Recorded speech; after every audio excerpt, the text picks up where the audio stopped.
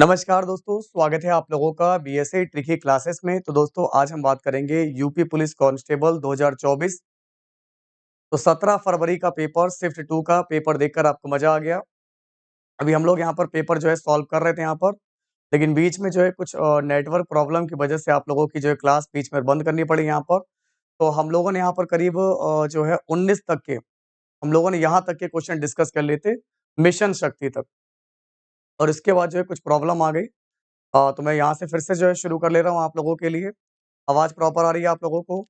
तो क्लास जो है काफ़ी इम्पोर्टेंट रहने वाली है आज की। तो क्वेश्चन कह रहा है कि आपका दक्षिण भारत की, ठीक है ना? ध्यान दीजिएगा आप लोग, इम्पोर्टेंट सवाल आप सभी लोगों के लिए है। बिल्कुल, एक-एक चीज़ ध्यान से पढ़ेंगे। क्वेश्चन कह रहा है आपका दक्षिण भारत की सबसे ऊँची चोटी जो अनाईमुड़ी है, निम्नलिखित में से किस पर्वत श्रृंखला में आप लोगों के दोस्तों यहाँ पर ये स्थित है? तो आंसर आएगा आपका नीलगिरी श्रृंखला।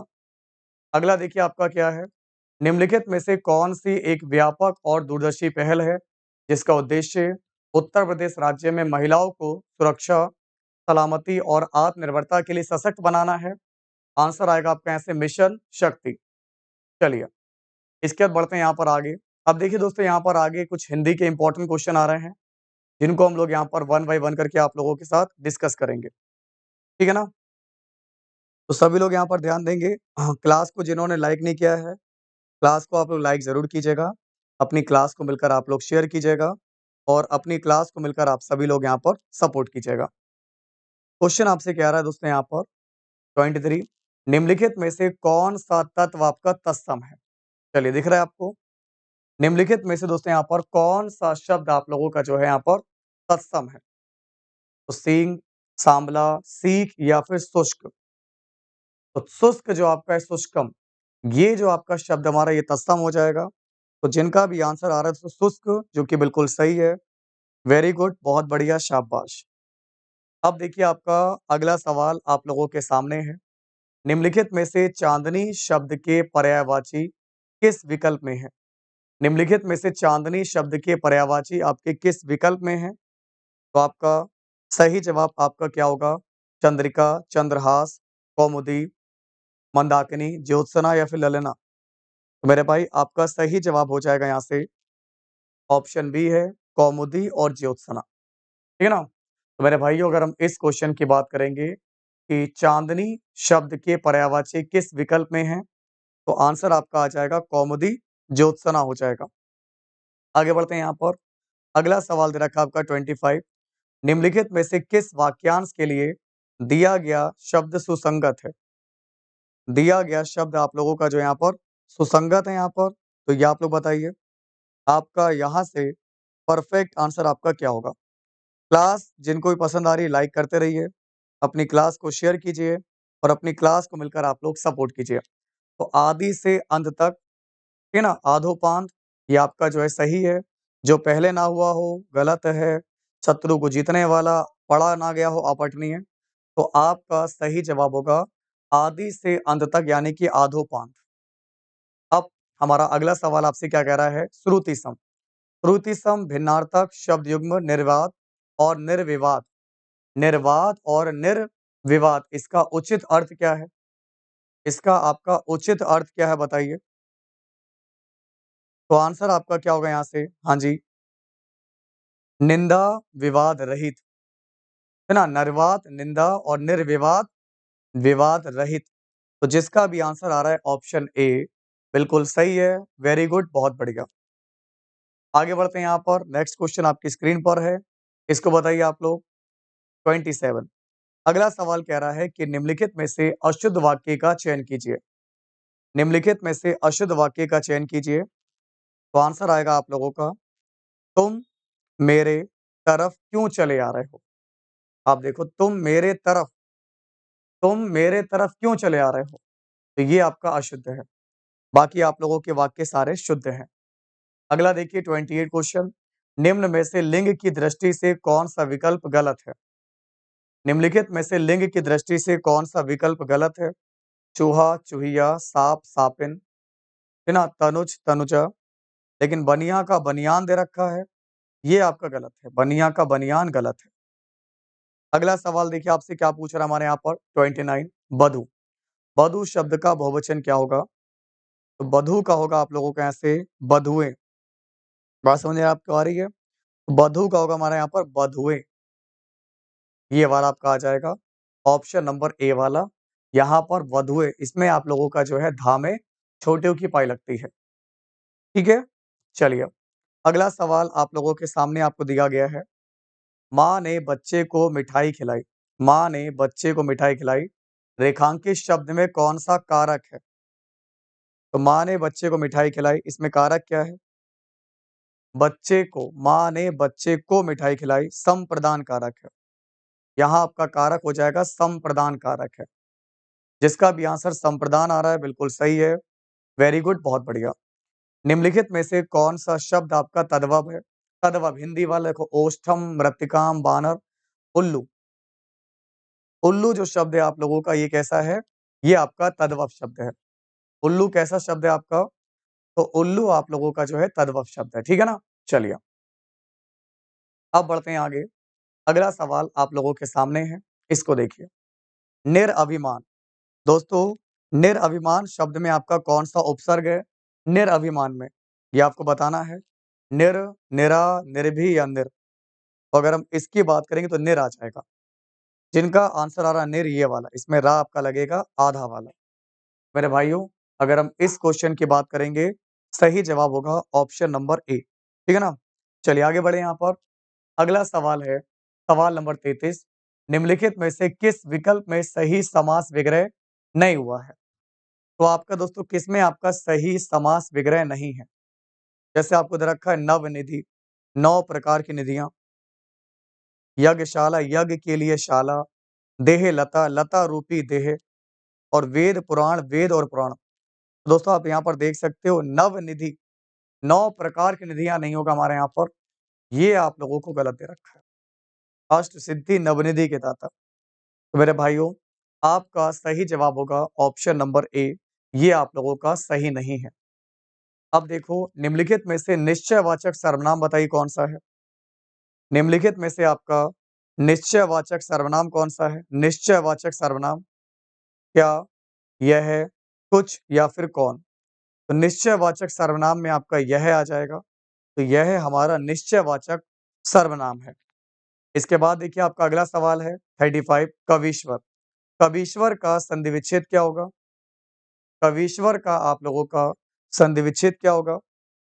देखो, आपका छोटी ई प्लस बड़ी ई मिलकर बनती है बड़ी ई, तो कवि, कवि, कवि प्लस ईश्वर ये वाला आएगा। तो जिसका भी आंसर आ रहा है ऑप्शन नंबर सी, बिल्कुल सही लगा के आए हो। जो भी विद्यार्थी ऑप्शन सी लगा कर आए बिल्कुल सही है, कवि प्लस ईश्वर।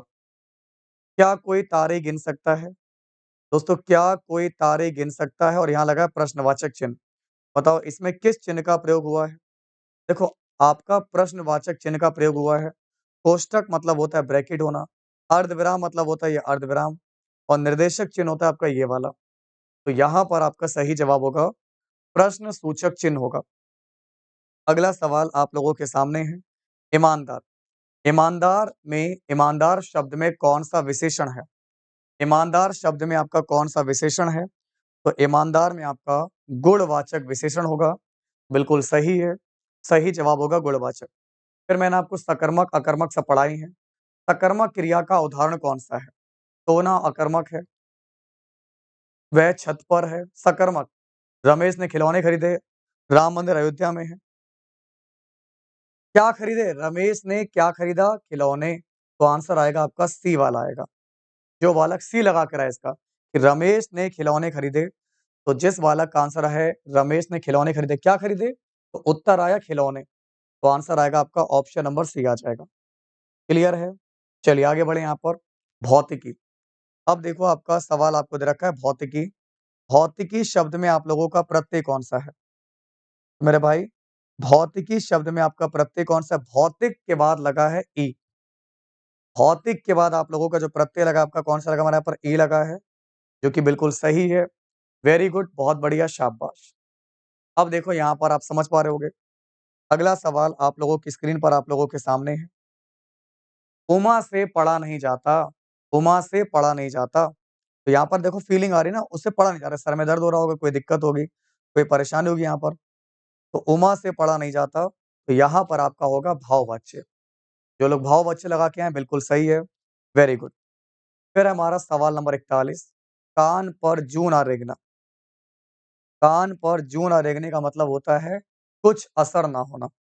इसका मतलब होता है कुछ असर ना होना। अगला देखिए आपका है आकर्षण। आकर्षण का विलोम बताइए। हाँ जी, आकर्षण का विलोम क्या होगा हमारे यहाँ से? आकर्षण का विलोम होगा विकर्षण। आकर्षण का विलोम दोस्तों क्या होगा हमारे यहाँ पर? विकर्षण हो जाएगा। चलिए, सवाल नंबर 43, सब और विपत्ति का होना। सब और विपत्ति का होना, इस अर्थ के लिए सही लोकोक्ति निम्नलिखित में से कौन सी है? सब और विपत्ति का होना, ठीक है ना? तो आपको बताना है। तो मेरे भाई अगर हम इस क्वेश्चन की बात करेंगे, आगे कुआँ पीछे खाई, तो यहाँ पर है आपका आगे कुआँ पीछे खाई, ये है सब ओर से विपत्ति आना, चाहे आगे जाओ चाहे पीछे जाओ, विपत्ति विपत्ति है। फिर ये क्वेश्चन मैंने बहुत बार पढ़ा है आपको, शांत रस। शांत रस का स्थायी भाव क्या है? बताइए। शांत रस का स्थायी भाव है निर्वेद। शांत रस का स्थायी भाव है निर्वेद। फिर देखो दोहे से उल्टा छंद पूछा, सबको पता है कितनी बार मैंने पढ़ा है, ऐसा कुछ क्वेश्चन ही नहीं है, कोई भी ऐसा क्वेश्चन नहीं जो मैंने पढ़ाया ना आपको यहाँ से। तो दोहे का उल्टा छंद क्या है? सोरठा। दोहे का उल्टा छंद है सोरठा। और ये तो हम लोग रटते रहते, रही मन पानी राखिए, याद करो यहाँ पर, रही मन पानी राखिए, बिन पानी सब सून, पानी गए ना उबरे, मोती मानुष चून। तो मेरे भाई यहाँ पर आपका क्या है? यहाँ पर आपका श्लेष अलंकार होगा, है श्लेष, ये वाला श्लेष हो गया, क्योंकि यहाँ पर पानी पानी पानी दे रखा है आप लोगों को यहाँ पर, इसमें आपका श्लेष अलंकार होगा। अगला देखिए आपका क्या है? निम्नलिखित में से कौन सा शब्द अनेकार्थी शब्द भेद से संबंध नहीं है? निम्नलिखित में से कौन सा शब्द अनेकार्थी शब्द भेद से संबंधित नहीं है? हाँ जी, मूल्य, भिन्नता, रहस्य, मूल्य, तो आपका भेद, तो भेद का मतलब रहस्य, प्रकार, भिन्नता, लेकिन मूल्य नहीं होगा। तो आपका सही जवाब आपका मूल्य नहीं होगा। ठीक है ना? बात समझ में आ रही है आपको यहाँ से? चलिए, गाय मीठा दूध देती है। अब देखो यहाँ पर, गाय मीठा दूध देती है, यह वाक्य किस काल का है? गाय मीठा दूध देती है, ता है, ती है, ते है। तो ये आपका सामान्य वर्तमान काल का हो जाएगा। जिनका भी आंसर आ रहा है सामान्य वर्तमान काल, बिल्कुल सही है, वेरी गुड, बहुत बढ़िया। फिर ये आप लोगों की कहानी है, इस कहानी को आपने पढ़ा होगा, ठीक है ना? तो हम लोग यहाँ पर डायरेक्ट जो इस सवाल का जो डायरेक्ट सटीक जवाब आपको बताएँगे। सभी लोगों से निवेदन है, क्लास को लाइक करते रहिए, अपनी क्लास को शेयर करिए और अपनी क्लास को मिलकर आप लोग सपोर्ट कीजिए। सभी से मेरा निवेदन है, सबसे पहले जो कहानी आप लोगों की इसको पढ़ा होगा, इस कहानी का जो टाइटल है, उचित शीर्षक क्या होगा? इस कहानी का जो टाइटल होगा महात्मा गांधी की श्रम संबंधी विचार है। महात्मा गांधी का श्रम संबंधी विचार है इस कहानी का टाइटल। फिर यहाँ पर आपको दे रखा है समस्त। समस्त का पर्यायवाची शब्द क्या होगा? हाँ जी, समस्त मतलब होता है सब कुछ, वरदान, विकास, वृद्धि या संपूर्ण। समस्त मतलब होता है संपूर्ण, इसमें संपूर्ण की बात हो रही है, तो आंसर आएगा आपके यहाँ से संपूर्ण होगा। ठीक है ना? आगे बढ़ते हैं यहाँ पर। सवाल नंबर 50 का करके क्या है आप लोग? हाँ जी, समझ पा रहे हो आप लोग? अब देखो आपका क्वेश्चन क्या है? महात्मा गांधी का समस्त जीवन, दर्शन, श्रम, सापेक्षता, आशय स्पष्ट कीजिए। इसका मतलब क्या है? महात्मा गांधी का समस्त जीवन, दर्शन, श्रम, सापेक्षता, आशय स्पष्ट कीजिए। क्या लगा के आए आप लोग? ए, बी, सी या फिर डी? देखो श्रम सापेक्ष, श्रम के सापेक्ष था। हाँ जी, बोलिए जल्दी से। तो आंसर आएगा आपके यहाँ से महात्मा गांधी विचार की अपेक्षा श्रम को महत्व देते थे। है ना? तो महात्मा गांधी जो थे हमारे यहाँ पर, ये विचार की अपेक्षा श्रम को महत्व देते थे, इसका मतलब ये है, श्रम के सापेक्ष, समझ रहे हो? श्रम सापेक्ष। तो विचारों की अपेक्षा श्रम को ज़्यादा महत्व देते थे। आंसर आएगा आपका ऑप्शन नंबर ए होगा। चलिए, अब बढ़ते हैं आगे।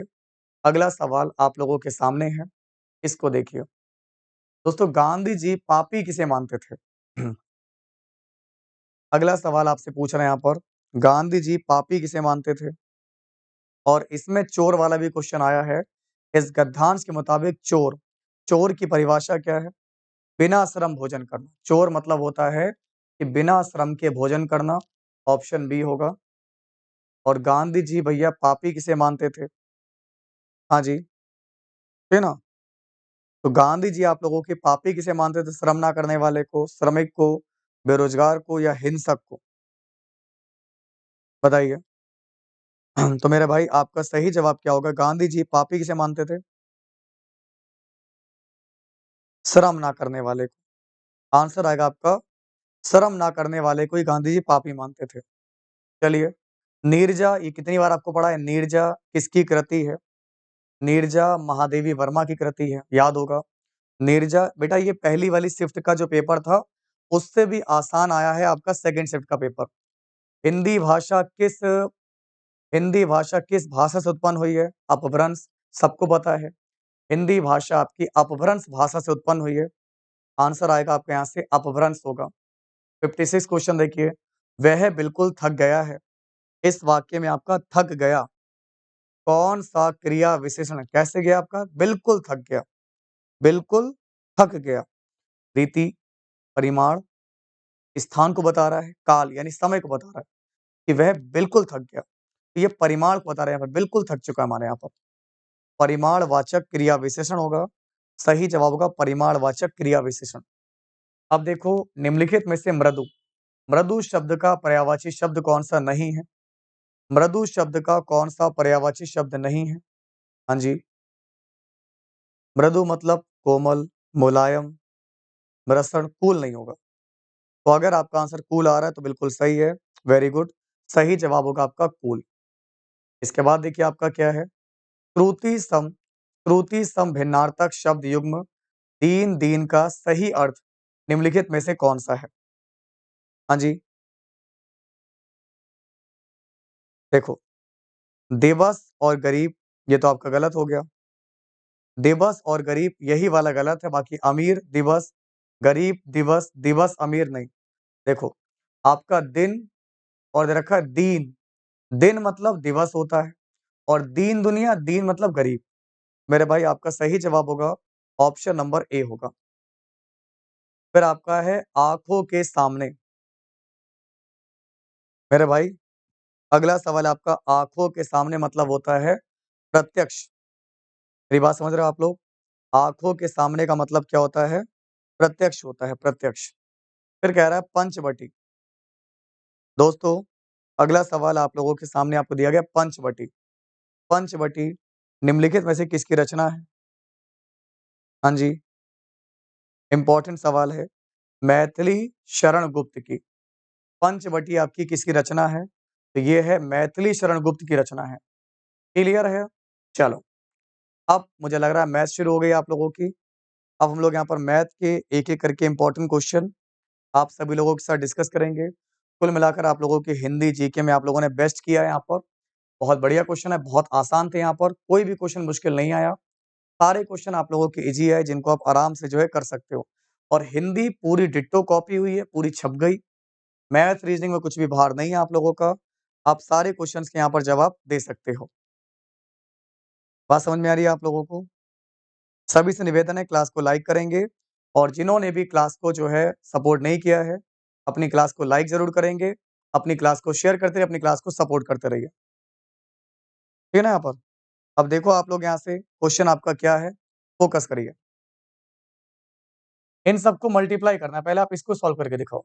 चलो इसको सॉल्व करके कर लो यहाँ पर, क्या कह रहा है आप लोगों से? 4/12 3/2 मेरी बात पर फ़ोकस करना है यहाँ पर आपको क्या याद रखा है 4/12 पहला काम है आप इन दोनों को सॉल्व करो क्योंकि डिवाइड है। 3/2 मल्टीप्लाई करोगे तो 4/8 का 8/4 हो जाएगा। 4 दूनी 8 3 बचा हमारे यहाँ पर। फिर दे रखा है हमारा 4/12 इंटू 3 माइनस का 12 प्लस का 4 तो 3 चौक 12 4 से 4 कट गया 1 बचा। 1 माइनस 12 प्लस का 4 जोड़ दो 4 1 5 अगर 5 में माइनस 12 घटा कितना बचेगा? तो 5 में अगर आपने 12 घटा तो माइनस का 7 बचेगा क्योंकि माइनस का बड़ा है तो आंसर आएगा आपका ऑप्शन नंबर डी। ठीक है ना? तो मेरे भाइयों जिनका भी आंसर आ रहा है ऑप्शन नंबर डी तो बिल्कुल सही है। वेरी गुड, बहुत बढ़िया। आपका सही जवाब हो जाएगा माने यहाँ पर ऑप्शन नंबर आपका डी होगा। आगे बढ़े यहाँ पर, इसको देखिए। दोस्तों, हमारा 62 क्वेश्चन आपकी स्क्रीन पर है। 0.3, 0.04, 0.003 इंटू 400। तो अगर आप इसको सॉल्व करोगे तो यहाँ से आपकी वैल्यू कितनी आएगी? फोकस करिए। देखो, कितने पॉइंट वो सब छोड़ दो आप। पॉइंट वॉइंट छोड़ दो यहाँ पर देखो। मल्टीप्लाई कर लो आप लोग। ये है 4 तिया 12, 4 तिया 12, 12 तिया 36, 36 चौक या देखो 4 तिया 12, 4 तिया 12, 144 आ गया। इन सब की मल्टीप्लाई कर 144 आ गया। देखो, 2 जीरो से 2 डॉट मेरे कट गए। अब बचे कितने हमारे? 1 पॉइंट, ये 1 पॉइंट और इधर देखो 1 2 3 4 पॉइंट लगाने हैं। तो 1 2 3 1 4 यहाँ पॉइंट लगा दो। सही जवाब होगा आपका 0.0144। जो बालक ऑप्शन डी लगा कर आए बिल्कुल सही है। इसके बाद देखिए आपका अगला सवाल क्या है? उन जोड़ियों की संख्या के बारे में जिनका एचसीएफ 15 है और एलसीएम 138 है, निश्चित रूप से आप कह सकते हो क्या? ऐसी कई जोड़ियां मौजूद होंगी, ऐसी केवल 2 जोड़ियां हैं, ऐसी केवल 1 जोड़ी मौजूद है या ऐसी कोई जोड़ी आप लोगों की मौजूद नहीं है? बताइए, आपको क्या लगता है यहाँ से आपका सही जवाब क्या होगा? Option A, option B, option C या फिर डी? ऐसी कोई भी जोड़ी मौजूद नहीं है। अगर आपको एलसीएम दे रखा है 138 और मासा अगर 15 है, तो ऐसी कोई जोड़ी मौजूद नहीं है। क्यों भाई? कि 138 अगर एलसीएम है और अगर आपका 15 उसका एचसीएफ है, भैया देखो 15 से कट कहाँ रहा हमारा? इसमें कोई कॉमन नंबर है नहीं 15, तो इसमें कोई जोड़ी नहीं बनेगी आपकी। अगला देखिए, अगला सवाल फिर दे रखा है हमारे यहाँ पर 851 रुपए को 1/2 अनुपात 2/3 अनुपात 3/4 के अनुपात में 3 भागों में बांटते हैं, तो पहला भाग कितना होगा? सबसे पहला काम है रेशियो को कायदे से लिखो। जैसे आपको दे रखा है 1/2, अनुपात है 2/3, अनुपात है आपका 3/4। सबसे पहला काम करोगे आप लोग 2 3 4 12। आपने 12 ले लिया एलसीएम, आप 12 से गुणा करा दो। तो 2 छंग 12, फिर 3 चौक 12, 4 दूनी 8, ये 8 आ गया। 4 तिया 12 और 3 तिया 9 हो गया, ये निकाल लिया। तो ये रेशियो आ गया 6 अनुपात 8 अनुपात 9।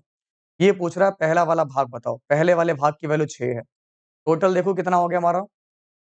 आपका 9, 8 और 6। तो देखो यहाँ पर 8 और 6 14, 14 और 9 है ना, 9 4 13 23, ये 23 आ गया। इंटू में दे रखा है 851। तो यहाँ से आप लोगों की वैल्यू तो कितनी आ जाएगी? सॉल्व कर लीजिए यहाँ से आप लोग। 23 से आप लोग काट दीजिए यहाँ पर, जैसे कि आपको दे रखा है ना 851 है। अगर आप इसको दोस्तों यहाँ पर 23 से जो है डिवाइड करोगे, 37 आएगा और 37 की जो है हमारी 6 से गुणा करोगे, तो ये आ जाएगा 222। यानी कि सॉल्व करने के बाद अगर आपका आंसर आ रहा है 222, ये वाला सी वाला, बिल्कुल सही है। जिस बालक या बालिका का आंसर आ रहा है 222 बिल्कुल सही है। वेरी गुड, बहुत बढ़िया। इसके बाद देखिए आपका अगला सवाल क्या है? 65 क्वेश्चन आपके सामने है। एक गांव में हैजा के कारण 10% लोगों की मृत्यु हो गई। एक गांव में हैजा के कारण 10% लोगों की मृत्यु हो गई। इसके कारण शेष लोगों में 25% लोगों ने गांव छोड़ दिया। फिर ये जनसंख्या घटकर 2025 रह गई। तो गांव में मूलतः रहने वाले लोगों की संख्या कितनी थी? समझो ध्यान से। गांव में हैजा के कारण जो है 10% लोग मृत्यु को प्राप्त हुए, ठीक है ना? यानी अब जनसंख्या बची 90%, क्योंकि 100 लोग थे, 10% निपट गए, 90% बचे। फिर 90% लोगों में से 25% लोगों ने गांव छोड़ दिया, तो अब बचे 75%। 90% का 75% बचा। तो अब ये जनसंख्या 2025 के बराबर है। तो इसकी वैल्यू दे रखी है 2025। तो आपको टोटल बतानी कितनी है? तो ये हमारा देखो 25 है, देखो 25 तिया 75, 25 चौक 100, ये 3/4 है। यहाँ लिख लो 2025। 3/4 को 4/3 लिख लो और ये 90% की वैल्यू के बराबर है। आपको 100% का मान बताना है। 9 से कटेगा, काट के देखो 5 2 7, 7 2 9 से काट दो। 9 एकम 9, 0 का 0, 10% आ गया। देखो 9 दूनी 18, 19 20, 9 दूनी 18, 9 पंजे 45, 225 आ गया। क्लियर है? आप 3 से काट लो। 3 सत्ते 21, 3 सत्ते 21, 21 और 3 पंजे 15, 75 चौक, 75 150, 300, तो 75 चौक 300।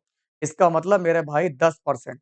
अगर 10% की वैल्यू 300 है, तो 100% की वैल्यू कितनी आ जाएगी? 3000 आ जाएगी। तो इसका मतलब आपका जो है, गाँव की जो टोटल रहने वालों की संख्या कितनी हो जाएगी? 3000 हो जाएगी। तो जिसका भी आंसर आ रहा है 3000 बिल्कुल सही है। मेरे भाई लोगों, आपसे निवेदन है, क्लास को लाइक कीजिए, शेयर कीजिए, सपोर्ट कीजिए। अब आपको 66 क्वेश्चन दे रखा है, आपको गुणनफल बताना है 6812, 3528, 3179, 4324। इसमें आपको इकाई का अंक ज्ञात करना है। आप मल्टीप्लाई कर लो। 2 अट्ठे 8 दूनी 16 का 6 लिख लिया। फिर 6 निम 54 का 4 और 4 चौक 16 का 6। तो आपका इकाई का अंक 6 आ रहा है। कहीं से भी कर लो 6 ही आएगा। आप देखो यहाँ पर 9 चौक 36 का 6, 8 छंग 48 का 8 और 8 दूनी 16, 16 का फिर 6 आ जाएगा। तो आपका इकाई का अंक 6 आ जाएगा। इसका मतलब जो बालक 6 लगाकर आए बिल्कुल सही है, वेरी गुड, बहुत बढ़िया। चलिए, अब बढ़ते हैं आगे। अगला सवाल आप लोगों के सामने है, इसको देखिए। इसको मैं थोड़ा-सा यहाँ पर साइड व्यू ले लेते हैं यहाँ पर, ताकि आप लोगों को क्वेश्चन क्लियर दिख जाए, मैं इधर लगा सकूँ। क्लियर दिख रहा है आप लोगों को? कोई दिक्कत तो नहीं है? सभी लोगों से मेरा निवेदन है, वीडियो को लाइक कीजिएगा, शेयर कीजिए, अपनी सपोर्ट कीजिए। एक राशि को एक राशि को 3 वर्षों के लिए एक निश्चित दर पर साधारण ब्याज पर रखा गया। इसे 2% अधिक दर पर रखा गया होता, तो ₹420 ज़्यादा प्राप्त होते। समझ रहे हैं मेरी बात को? कहने का मतलब ये है कि 3 वर्षों के लिए सिंपल इंटरेस्ट पे रखा गया। अगर 2% दर ज़्यादा होती, तो ₹420 ज़्यादा मिलते। तो 3 सालों में 2% का मतलब हो गया 3 दूनी 6। तो 6% का जब परिवर्तन आ रहा है, तो ₹420 ज़्यादा मिल रहे हैं। आपको राशि 100% का मान निकालना है।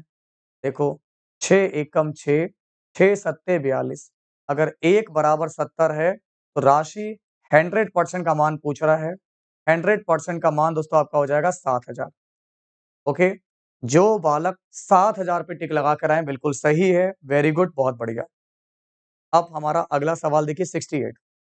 कह रहा है पी-क्यू-आर प्रत्येक लोग ₹20,000 का निवेश करके एक व्यवसाय शुरू करते हैं। 5 महीने बाद पी ने ₹5000 निकाले, क्यू ने 4000 निकाले और आर ने ₹6000 का अतिरिक्त निवेश किया। साल के अंत में कुल लाभ ₹34,940 का है। तो इसमें आपसे पूछ रहा है कि पी का जो हिस्सा होगा आप लोगों का कितना होगा? तो मेरे भाई, आप सब मुझे दोस्तों बताइए कि आपका इसमें पी का हिस्सा कितना होगा? चलिए बताइए।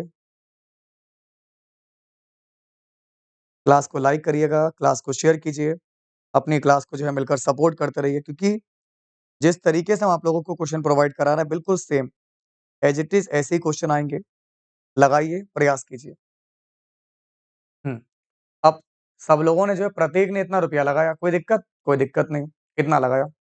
अब 5 महीने के बाद पी आपका 5000 निकाल लेता 5 महीने बाद, यानी कि जो ₹20,000 था, इसको ऐसे रखने दो 20,000, क्योंकि प्रत्येक लोग इतना रुपया लगा रहे हैं, 20,000 है। ये रुपया 5 महीने तक लगा रहा, कोई दिक्कत नहीं है। लेकिन 5 महीने के बाद इसने 5000 निकाल लिए। अब 5 निकाले तो 15,000 बचेंगे और ये लगे रहे 7 महीने के लिए, 7 5 12, क्योंकि 1 साल का टाइम है। ये आपका हो गया पी भाई साहब का। ठीक है ना?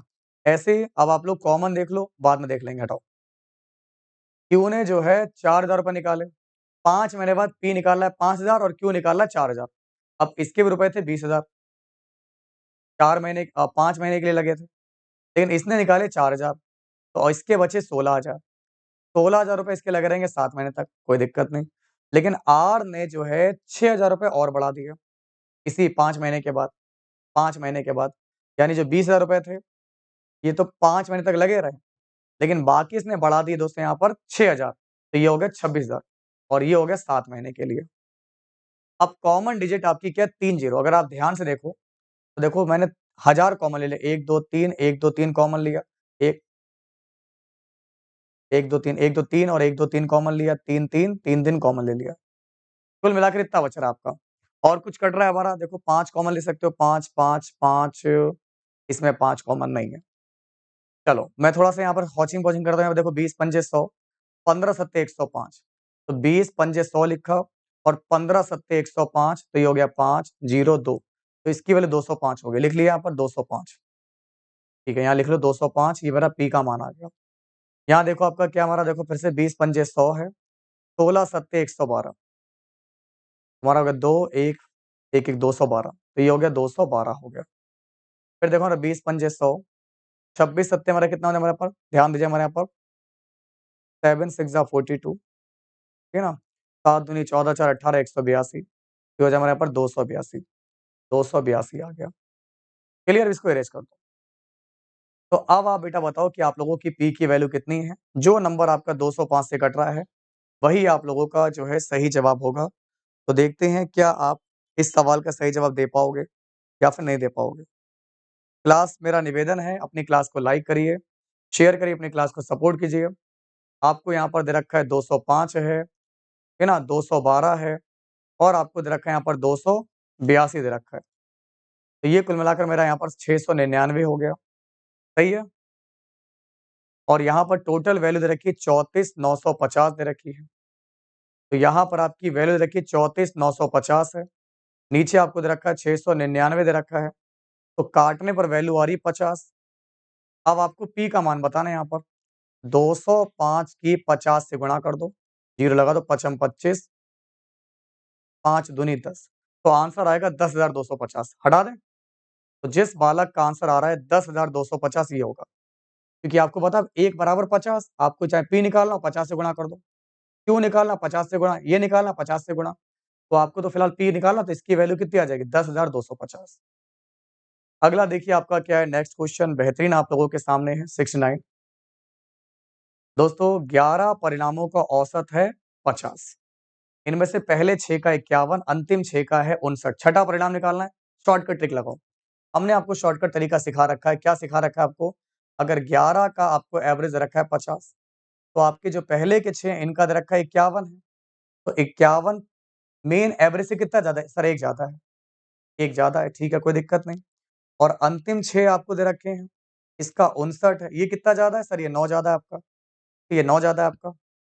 तो कुल मिलाकर आप लोगों का ये कितना होगा मेरा पर, 6 कम 6 मल्टीप्लाई कर लिया, यहाँ प्लस का 6 आ गया, 6 निम 54, यहाँ प्लस का 54 आ गया। क्लियर है, तो आपका टोटल जो बढ़ोतरी 60 की हो रही है, और ये 12 संख्याओं पे आपका है, तो यानी कि आप लोगों को जो है 60 बढ़ाना होगा मेन एवरेज में। तो आपसे छठा परिणाम पूछ रहा है, तो सिक्स्थ वाला परिणाम की जो वैल्यू कितनी होगी, जो आपका एवरेज था सबका 50 था, इसमें आपका जो 60 जो डिफरेंस आया है, ये 60 मेरा जो ज्यादा आ रहा है इसमें बढ़ जाएगा एवरेज, तो आप 60 एवरेज बढ़ा दो, तो इसकी वैल्यू होगी 110। इसका मतलब है जिसका आंसर आया है 110 बिल्कुल सही है, आपका करेक्ट आंसर हो जाएगा 110 होगा। सभी लोगों से मेरा निवेदन है, क्लास को लाइक ज़रूर करेंगे, अपनी क्लास को जो है मिलकर शेयर करते रहिए और अपनी क्लास को सपोर्ट करते रहिए। अब देखो ये सवाल लगा, इसको इरेज़ कर दें? देखो, सवाल नंबर 70 क्या कह रहा है आप लोगों से, कैसे आप लगाओगे? फ़ोकस करिए आप लोग, इम्पोर्टेंट क्वेश्चन आप लोगों के सामने है।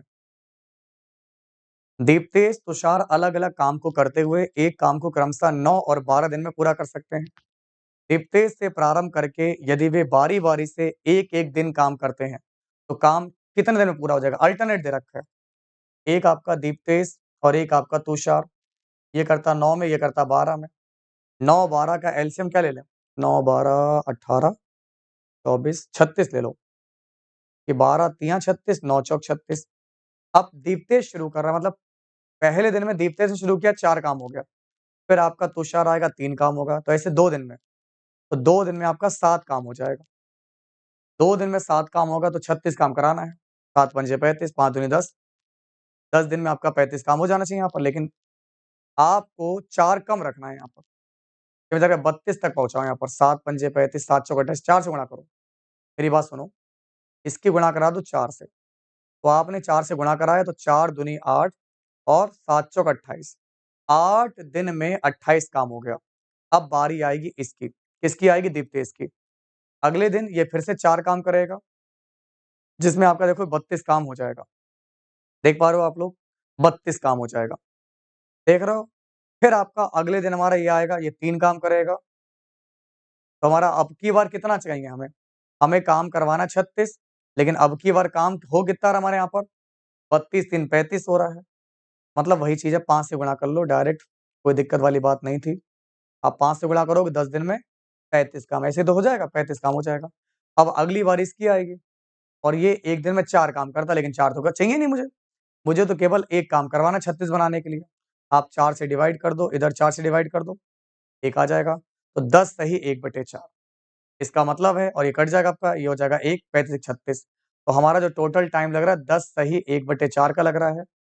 10 सही 1/4 का मतलब हो गया 4 धाम 40 41/4। इसका मतलब है कि आपका इस तरीके से अगर काम किया जाएगा तो 41/4 दिनों में आपका ये पूरा हो जाएगा। ये लोग अल्टरनेट काम करते हैं। ठीक है? चलिए, अब देखिए आपका अगला सवाल आपके सामने है, इसको देखिए 71। 33 मीटर कपड़ा बेचने पर व्यक्ति को 11 मीटर 33 मीटर कपड़ा बेचने पर व्यक्ति को 11 मीटर का विक्रय मूल्य प्राप्त होता है। लाभ प्रतिशत ज्ञात करना है। अगर कोई व्यक्ति 33 मीटर कपड़ा बेच रहा है, तो 11 मीटर का उसको विक्रय मूल्य मिल रहा है। तो लाभ प्रतिशत कितना होगा? 65% होगा, 50% होगा, 25% होगा दोस्तों यहाँ से, या आपका 20% होगा? बताइए। पहले आप ट्राई कीजिए दोस्तों यहाँ पर, और मेरा जो आप लोगों से निवेदन है मेरे भाइयों से, कि अपनी क्लास को जो है लाइक अवश्य करेंगे। अपनी क्लास को मिलकर आप लोग शेयर करेंगे, और अपनी क्लास को मिलकर आप सभी लोग जो यहाँ पर सपोर्ट ज़रूर करेंगे। क्योंकि ये सेशन जो आप लोगों को मैं प्रोवाइड करा रहा हूँ बहुत इम्पोर्टेंट है, बहुत हेल्पफुल है।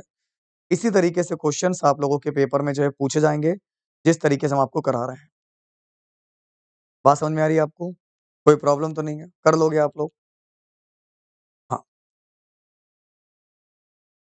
आज जो है यहाँ पर आप लोगों की क्लास उस टाइम जो है बीच से रोकनी पड़ गई थी यहाँ पर, क्योंकि वो नेटवर्क एकदम उड़ गए दोस्तों यहाँ पर, तो क्लास आपकी बीच से बंद हो गई। चलिए, अब यहाँ आपको दे रखा है 33 मीटर कपड़ा है और 11 मीटर का विक्रय मूल्य मिल रहा है। 33 मीटर कपड़ा बेचने पर आप लोगों को 11 मीटर बराबर जो है विक्रय मूल्य मिल रहा है। तो इसका मतलब फ़ायदा हो रहा है आपको, 11 मीटर का विक्रय मूल्य प्राप्त हो रहा है। 33 में 11 को कम करोगे तो ₹22 पर ये चीज़ प्राप्त हो रही है। 11 पर इंटू 100, तो आपका फ़ायदा कितना हो जाएगा? अगर लाभ निकालना है और आपको विक्रय मूल्य दे रखा है, तो आप इसमें से इसको माइनस कर देंगे। तो आपने दोस्तों यहाँ पर माइनस किया, तो मेरा सीपी आ गया, कितना आ गया? सीपी आ गया 22, 11 मीटर ये प्राप्त हो रहा था आपका इंटू 100, 11 दूनी 22, 2 पंजे 50%। इसका मतलब है कि आपका सही जवाब होगा 50% होगा। ठीक है ना? चलिए, इसके बाद हमारा अगला सवाल आप लोगों के सामने है, इसको देखिए।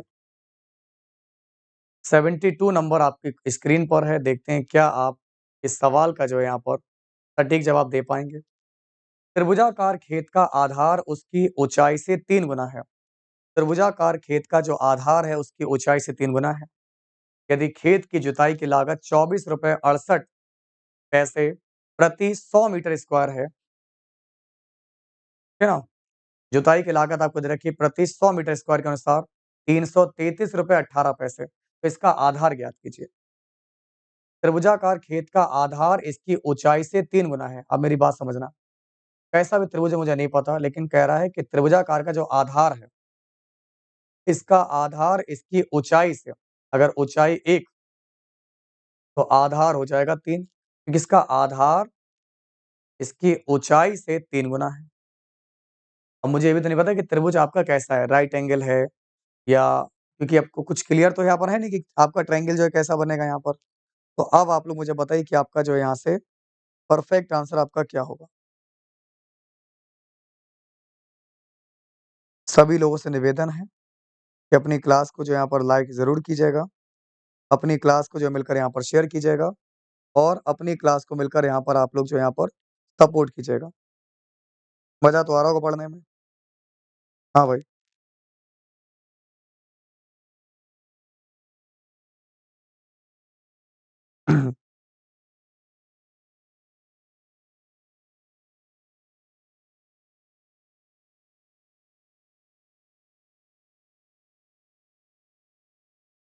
चलिए, ये मोस्ट इम्पोर्टेंट क्वेश्चन आपका है, बताता हूँ। जिनका आंसर आ रहा है 90 मीटर जिन्होंने निकाला बिल्कुल सही है, बहुत बढ़िया, शाबाश। पहली बात मैं आप लोगों को दिखा देता हूँ यहाँ पर, अगर 100 मीटर स्क्वायर का जो खर्चा आपको दे रखा है, ये इतना दे रखा है। ₹24.68 के हिसाब से प्रति 100 मीटर स्क्वायर पर, प्रति 100 मीटर स्क्वायर पर आपकी वैल्यू ये आ रही है। तो यहाँ से मैं डायरेक्ट बता रहा हूँ आपको, आंसर आपका हो जाएगा 90 मीटर हो जाएगा। ठीक है ना? तो जिसका भी आंसर आ रहा है 90 मीटर बिल्कुल सही है, वेरी गुड। चलो, आगे बढ़ते हैं। अगला देखिए आपका क्या है 73 क्वेश्चन। यदि वंदन इसकी चाल 20 है, दूरी 500 है, कितने मिनट लगेंगे मिनट बताने हैं। सबको यहाँ पर पता है, समय बराबर दूरी बटे चाल। दूरी आपको दे रखी है 500 मीटर है, समय बराबर दूरी बटे चाल, चाल दे रखी है 20 की गुणा कर दो 5/18 से, तो मीटर पर सेकंड हो जाएगा। मैंने यहाँ पे लिखा 20 इंटू 5/18, 18 ऊपर पहुंच जाएगा। जीरो से मैंने जीरो काट दिया, फिर 5 दूनी 10 से मेरा एक जीरो कट गया, 10 से 18 पंजे 90, तो मेरा समय कितना आ गया 90 मिनट और 90 सेकंड आ गया। 90 सेकंड का मतलब होता है 1.5 मिनट। 90 सेकंड का मतलब 1 मिनट 30 सेकंड। इसको लिख सकते हो 1.5 मिनट, क्योंकि 90 सेकंड का मतलब है 1.5 मिनट। तो जिसका आंसर 1.5 मिनट आ रहा है बिल्कुल सही है, वेरी गुड, बहुत बढ़िया। चलिए अगला देखिए 74 क्वेश्चन। एक अनुक्रम दे रखा है 14 10 6 2, इसका 14वां पद ज्ञात करना है। देखो चार चार कम हो रहे हैं, यहाँ पदों का अंतर कितना है, डी बराबर आपको दे रखा है 4, वो भी माइनस का। 4 कम किया, 4 कम किया, 4 कम किया, 14वां पद निकालना। पहला पद दे रखा है 14, ए बराबर 14 है, तो आपको निकालना है 14वां पद। तो टी 14 बराबर लिखो ए प्लस का n माइनस 1 इंटू डी। तो पहला पद आपको दे रखा है 14 प्लस का n माइनस 1, 14 है, एक कम कर दो 13 लिख लो। और डी का मान दे रखा है -4, इंटू का माइनस से 4 गुणा कर दो, 13 चौक 52, 14, 13 चौक 52 माइनस का 52, 14 में 52 घटा दो यहाँ पर, तो 12 में 4 गया 8 बचेगा, 12 में 4 गया 8, 4 में गया 3 बचेगा, माइनस का 38 आ रहा है।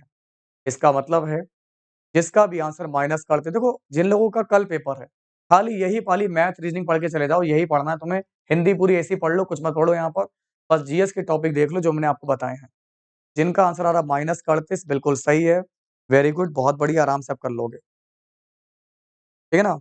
चलिए, अब बढ़ते हैं आगे। अगला सवाल आप लोगों के सामने है, इसको देखिए। अब एक ग्राफ दे रखा है आपको।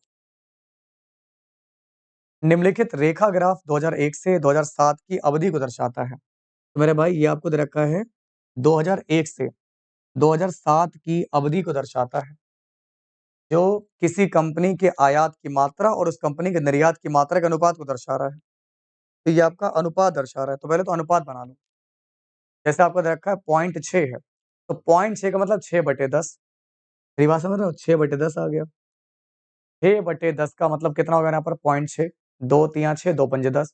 इसका मतलब ये हो गया 3/5, 0.8, 8/10। तो 2 चौक 8, 2 पंजे 10, यानी कि 4/5 हो जाएगा।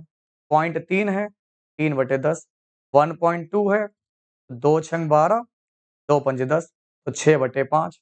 ये दे रखा आपका 1.5 है, बटे 10, तो 5 तिया 15, 5 दूनी 10, 5 तिया 15, 5 दूनी 10, ये आ जाएगा 9/10, ये आ जाएगा 16/10, 2 अट्ठे 16, 2 पंजे 10, तो ये हो जाएगा 8/5, ये निकाल लिया।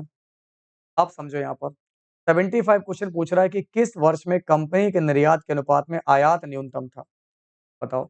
अब पहले आपका क्या है, जरा मेरी बात समझना, सबसे पहले क्या है? पहले आपका आयात है और फिर निर्यात है। तो आयात का निर्यात से अनुपात है। आयात का इम्पोर्ट का निर्यात, एक्सपोर्ट रेशियो है आयात का निर्यात से। ये पूछ रहा है आपका किस वर्ष निर्यात, निर्यात का जो अनुपात है वो आयात से न्यूनतम है। हाँ जी, क्या लगता है आपको यहाँ से आपका सही जवाब क्या होगा? 2005, 2004, 2003? मेरे भाई सबसे कम आप लोगों का दे रखा है 2003 में। अगर आप ध्यान से देखोगे तो आप लोगों का जो यहाँ पर आयात दे रखा है कितना है, इम्पोर्ट 3 ही हुआ है सिर्फ। यहाँ पर देखो सबसे नीचे आपका यही है 2003 वाला है। तो जिसका आंसर आ रहा है 2003, बिल्कुल सही बताया आप लोगों ने। सही जवाब होगा 2003 होगा। चलिए अगला देखिए आपका क्या है। नेक्स्ट क्वेश्चन कह रहा है कि 2002 में कंपनी का जो आयात था वो 260 करोड़ था 2002 में। अब 2002 की वैल्यू कितनी है? जरा चेक करना। 2002 की 1 मिनट रुकिए। सभी लोगों से निवेदन है क्लास को लाइक ज़रूर करिए और जिन लोगों ने क्लास को शेयर नहीं किया है, अपनी क्लास को शेयर कर देखो 2002 की वैल्यू कितनी है? 4/5 दे रखी है। 2002 की वैल्यू 4/5 है। आयात बटे निर्यात कितना दे रखा है आपको यहाँ पर 4/5 4/5 आपको यहाँ पर आयात दे रखा है हमारा 260 अगर 4 बराबर 260 है 4 छक 24 गुणा कर लो 4 छक 24 25 छब्बीस 4 पंजे 20 65 इसकी गुणा 65 से करके देखो तो पचम 25 5 छक्का 30 31 32 इसका मतलब है अगर कंपनी का आयात 260 है तो निर्यात कितना होगा 325 करोड़ हो जाएगा तो जिसका आंसर आ रहा है 325 करोड़ बिल्कुल सही है वेरी गुड बहुत बढ़िया अब देखो 2003 से 2004 तक आयात में कितने परसेंट की बढ़ोतरी हुई है 2003 से 2004 में दोस्तों यहाँ पर बताना है आयात में है ना कितने परसेंट की आपकी वृद्धि हुई है इंपॉर्टेंट सवाल है फिर से देखो इसको छोटा करता हूँ यहाँ पर 2003 से 2004 में देखो वृद्धि कितनी हो रही है 2003 से 2004 6/10 था और ये हो गया यहाँ पर 12/10 हो गया आपको ऐसे लिख लेना 12/10 कर लो 6 से आप लोगों का जो है हमारा 3/10 से 12/10 हो रहा है तो आयात बढ़ रहा है आपका कितना बढ़ रहा है आपका 3 था 3 से 12 हुआ तो कितना बढ़ा आपका यहाँ पर 9 3 12 9 बढ़ा 3 पर तो यहाँ पर आप लोगों की कितनी की वृद्धि हो रही है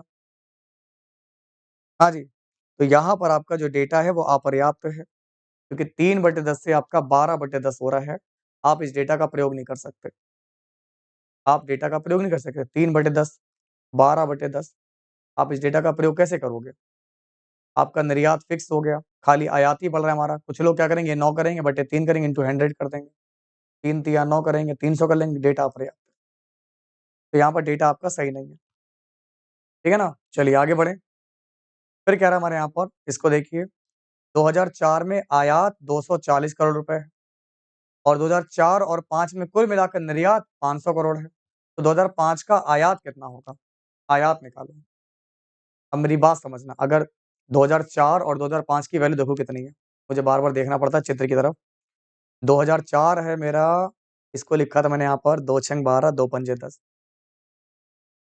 2 छंग 12 इसको 2 छंग 12 2 पंजे 10 6/5 और ये 5 तिया 15 5 दूनी 10 6/5 3/2 6/5 3/2 ठीक है अब देखो हम्म, तो ये है 6/5 और 3/2 अब 2004 में आयात दे रखा है 240 करोड़ अगर 6 ये जो आयात है 6 इसका मान अगर 240 है 6 चौक 24 जीरो का जीरो तो 5 की मल्टीप्लाई 40 से करोगे तो निर्यात कितना हो जाएगा आपका 4 पंजे 20 200 करोड़ आ जाएगा इसका मतलब आपका निर्यात 200 आ जाएगा अब मेरी बात समझ गए होगे तुम लोग अगर ये 240 आपका है ठीक है ना तो इसका निर्यात कितना आ गया 200 आ गया यानी कि निर्यात मेरा 200 करोड़ आ गया इसका चलो ठीक इसको अरेंज कर दें अब कह रहा है 2004 और 2005 में मिलाकर कुल निर्यात आपका 500 है अब 500 में 200 तो इसका ही है बाकी बचा 300 300 2005 का होगा अब 2005 की वैल्यू दे रखी है 3/2 है जिसमें 2 की वैल्यू दे रखी है 300 निर्यात निर्यात का मान 300 है तो आयात पूछ रहा है तो 150 से मल्टीप्लाई कर दो 150 दूनी 300 तो 150 तिया 150 तिया 450 450 करोड़ होगा 15 तिया 45 अगर 2 बराबर 300 है तो 3 बराबर 450 करोड़ होगा देखो कितना इजी है कितना आसान है तो अगर आपका आंसर ऑप्शन नंबर ए आ रहा है बिल्कुल सही करके आए हो आप लोग सही जवाब होगा ए वाला फिर कह रहा है दिए गए वर्षों में कितने वर्षों में निर्यात आयात से अधिक था ऐसा कौन सा साल है जिनमें आपका निर्यात आयात से ज्यादा है निर्यात आयात से ज्यादा है तो आपको देखो ये मिल रहा है जैसे यहाँ पर आपका 3/5 है तो ये तो निर्यात कम है क्योंकि निर्यात आयात से कितना ज्यादा हमारा कह रहा है ना मेरे भाई आप बताओ आप देख के बताओ यहाँ पर कितने वर्षों में आप लोगों का निर्यात आयात से ज्यादा है क्लास इंपॉर्टेंट है लाइक करते रहिए शेयर करते रहिए अपनी क्लास को दिए गए वर्षों में कितने वर्षों में निर्यात नीचे वाला आयात ऊपर वाले से ज्यादा है देखो हमारे ये ज्यादा ये कम हो गया ये कम हो गया फिर इसमें ये ज्यादा ये भी कम हो गया तो 1 2 3 4 जैसे 5 3 से ज़्यादा, 4 5 4 से ज़्यादा, 10 3 से ज़्यादा, ये तो कम है, ये भी कम है और ये देखो 10 9 से ज़्यादा। तो 4 साल ऐसे हैं, 4 साल आपके ऐसे हैं जिसमें आपका निर्यात जो है आयात से ज़्यादा है। जो बालक इसका 4 पे टिक लगा के हैं बिल्कुल सही है। सही जवाब हो जाएगा 4 होगा। ठीक है ना? चलिए बढ़ते हैं आगे। अगला सवाल आप लोगों के सामने है। इसको देखिए, देखो मैथ करवा दी पूरी, बढ़िया लगा।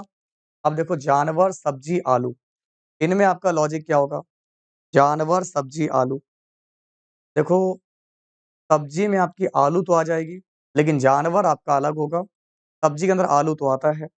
इस तरीके से आपका जो परफेक्ट आंसर होगा बी वाला हो जाएगा, कि जानवर में आप लोगों का अलग ही है, लेकिन सब्जी के अंदर आलू आती है। चलो आगे देखते हैं हमारा नेक्स्ट क्वेश्चन क्या है? इसको बताइए। अब इस क्वेश्चन को आप लोग समझेंगे, यहाँ पर आपसे क्या कह रहा है प्लस। प्लस का मतलब भाग, प्लस का मतलब है भाग, डिवाइड का मतलब है गुणा, गुणा का मतलब है घटाना, गुणा का मतलब घटाना और माइनस का मतलब जोड़ है, माइनस मतलब जोड़ है। देखो क्या होगा 18/6, 18/6 इंटू 7 माइनस 5 प्लस का 2। तो 6 तिया 18 और 7 तिया 21 माइनस 5 प्लस का 2।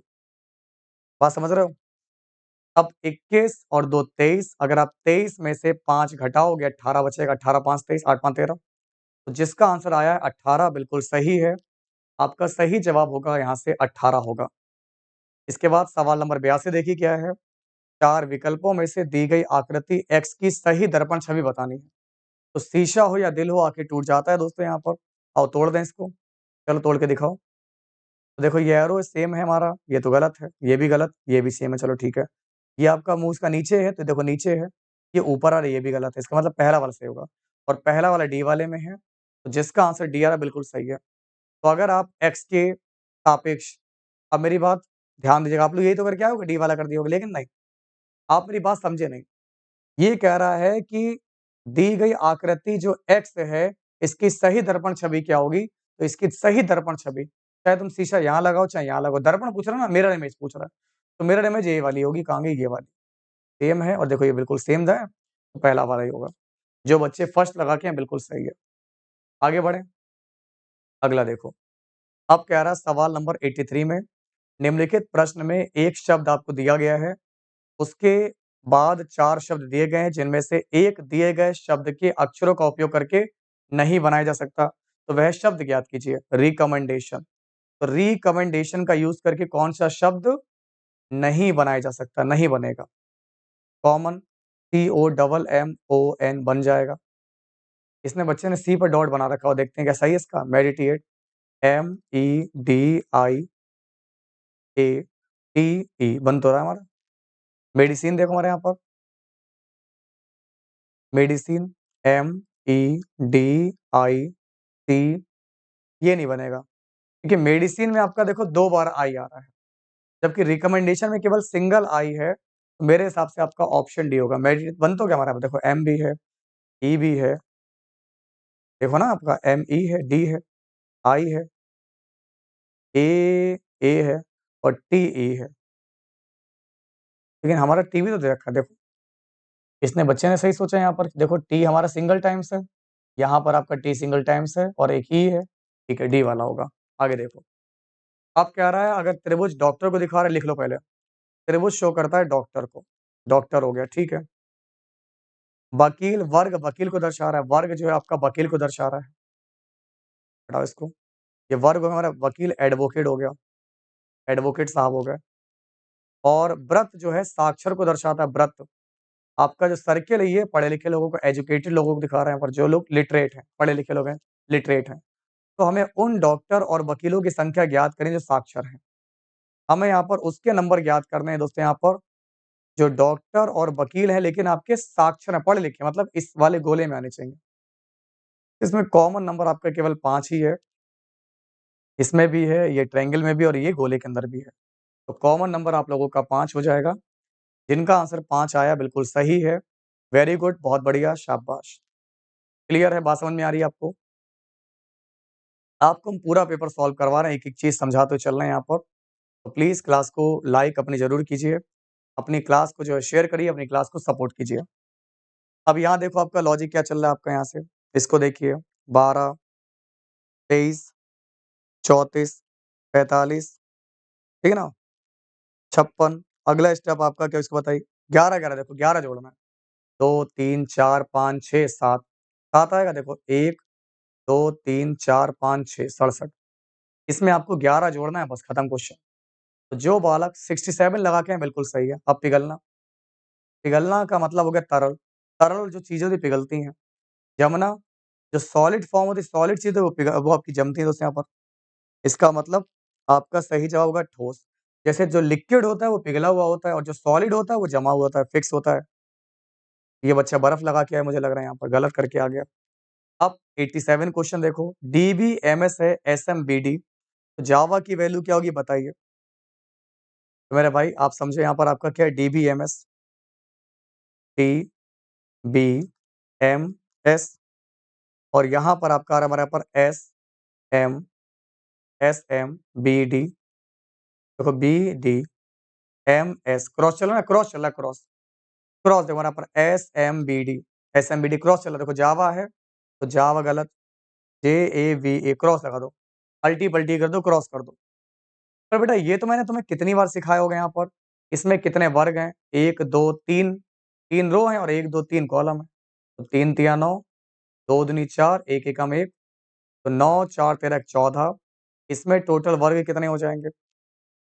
वही है ना 1 का स्क्वायर, तरीका याद है ना आपको? मैंने सिखाया था 1 का स्क्वायर प्लस 2 का स्क्वायर प्लस 3 का स्क्वायर। तो यहाँ पर 14 हो जाएगा। 9, 4 13 14। चलिए इसको देखिए। सवाल नंबर आपका जो है 89 देखिए हमारा क्या है? एक व्यक्ति घर से शुरू करता है। भाई लोगों, क्लास को लाइक करते चलो, क्या बात है यहाँ पर। क्लास को अपनी शेयर करते रहिए, अपनी क्लास को सपोर्ट कीजिए, लाइक कीजिए। अब क्वेश्चन दे रखा है आपके यहाँ से, एक व्यक्ति घर से शुरू करता है और 10 किलोमीटर पश्चिम की ओर चलता है। ठीक है? एक व्यक्ति आपका घर से शुरू करता है और आपका 10 किलोमीटर पश्चिम चला, फिर दाएँ मुड़ा, फिर 7 किलोमीटर चला, फिर दाएँ मुड़ा, फिर 14 किलोमीटर चला, फिर बाएँ मुड़ा, 4 चला और अंत में बाएँ मुड़ा और 4 चला। तो वह व्यक्ति अपने घर से कितनी दूरी पर है? आओ लगाते हैं, देखते हैं कैसे लगेगा।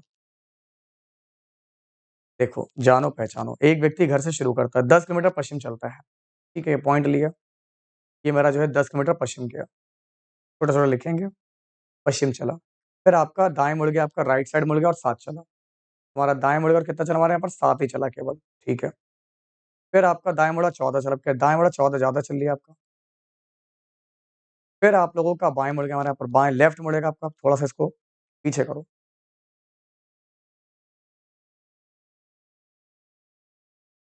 क्यों कर रहे हैं यहाँ पर? क्योंकि जगह चाहिए थोड़ी-सी मुझे यहाँ पर समझाने के लिए आपको। अब ये आपका दाएँ मुड़ा है, ऊपर जब जा रहा दाएँ तो 14 चला था आपका तो 14 यहाँ तक चल लिया। फिर ये 4 किलोमीटर आप लोगों का जो बाएँ मुड़ा है लेफ्ट ऊपर की तरफ और ये आपका 4 चला है। अंत में आप लोगों का ये बाएँ मुड़ा और 4 चला। बाएँ मुड़ा और आपका 4 चला, यहाँ पहुँच गया। तो बताओ अब इसकी दूरी कितनी? घर यहाँ पर है, तो यहाँ से यहाँ तक की दूरी कितनी होगी? अब आपको पता है ये टोटल दूरी कितनी है? 14 है। इसमें 10 ये हो गई, 4 ये हो गई, अपनी जगह पे वापिस आ गया। ये पॉइंट कॉमन हो गया। अब तुमको ये दूरी दे रखी है 7, यहाँ से यहाँ तक की दूरी कितनी होगी? 7। ये दूरी दे रखी है 4, देखो 4 है। इसका मतलब ये दूरी भी कितनी होगी? 4 होगी। तो 7 प्लस 4 बराबर 11 सही करके आया है। तो जिसका आंसर आ रहा है 11 किलोमीटर बिल्कुल सही है।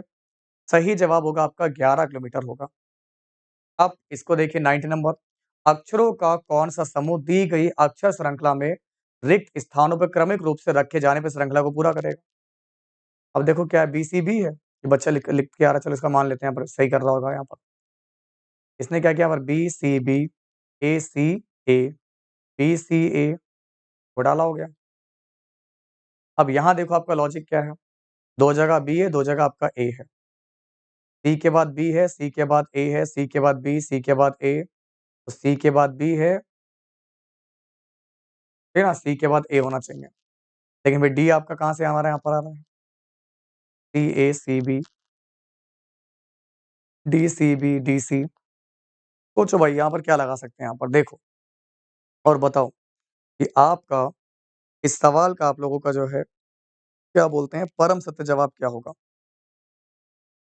मेरा जो है आप सभी लोगों से जो निवेदन है कि अपनी क्लास को जो आप लोग लाइक नहीं किया जिन्होंने भी, जिन्होंने मेरे भाई ने क्लास को लाइक नहीं किया है, अपनी क्लास को जो है यहाँ पर लाइक करेंगे, अपनी क्लास को शेयर करें, अपनी क्लास सपोर्ट करेंगे। तो ये है ACBD, यहाँ पर आपका होगा ACBD, है ना?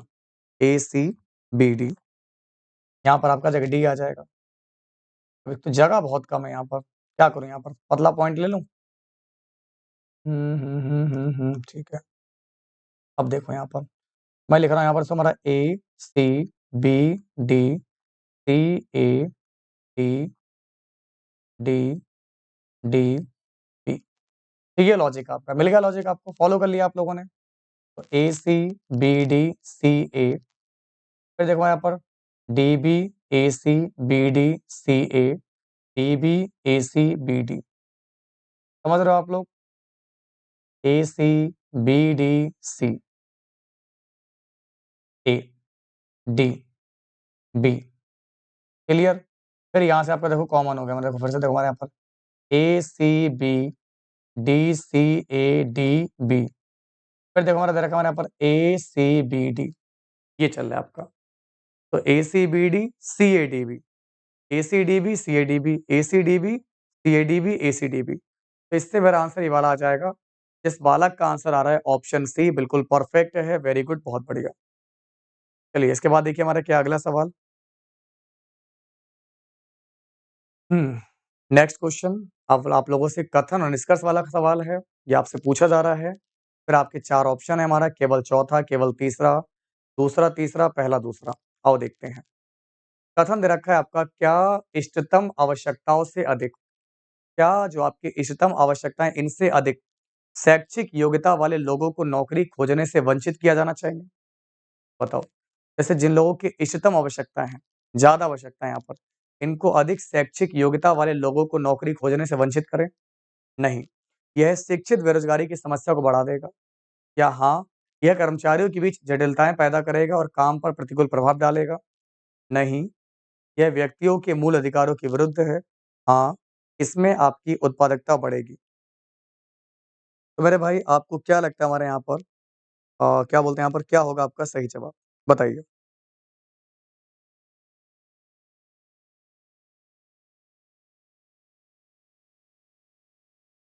बताओ भाई। इसमें पूछ रहा है आपका कौन-सा सही है ना?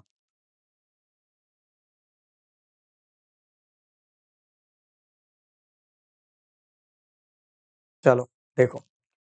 नीचे दिए गए प्रश्न में कथन और उसके बाद ये 4 तर्क दे रखे हैं, आपको तय करना है कि कौन-सा तर्क मजबूत है, कमज़ोर तर्क से, तो कौन-सा तर्क मजबूत है और कौन-सा कमज़ोर तर्क है, इसको चुनिए।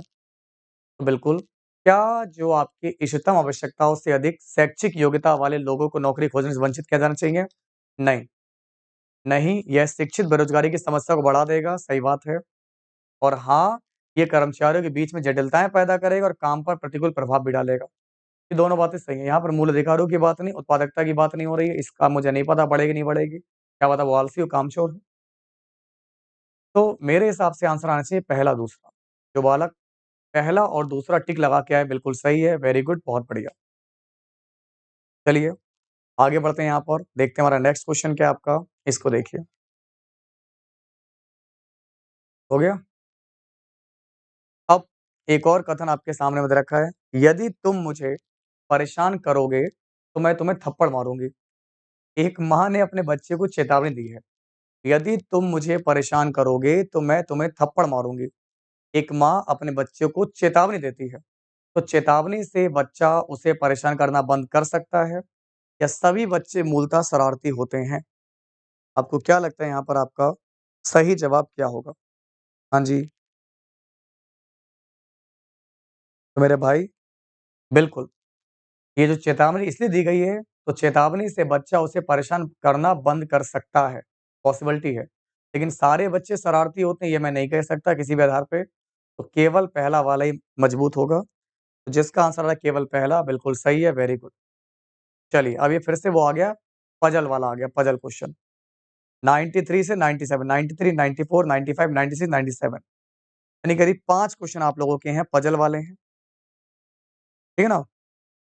आप पढ़िए, आपका क्वेश्चन क्या दे रखा है? चलो इसको तुम पढ़ लेना यहाँ पर, मैं इसके डायरेक्ट जवाब बता दो यहाँ पर, तुम कर लेना यहाँ पर, ठीक है ना?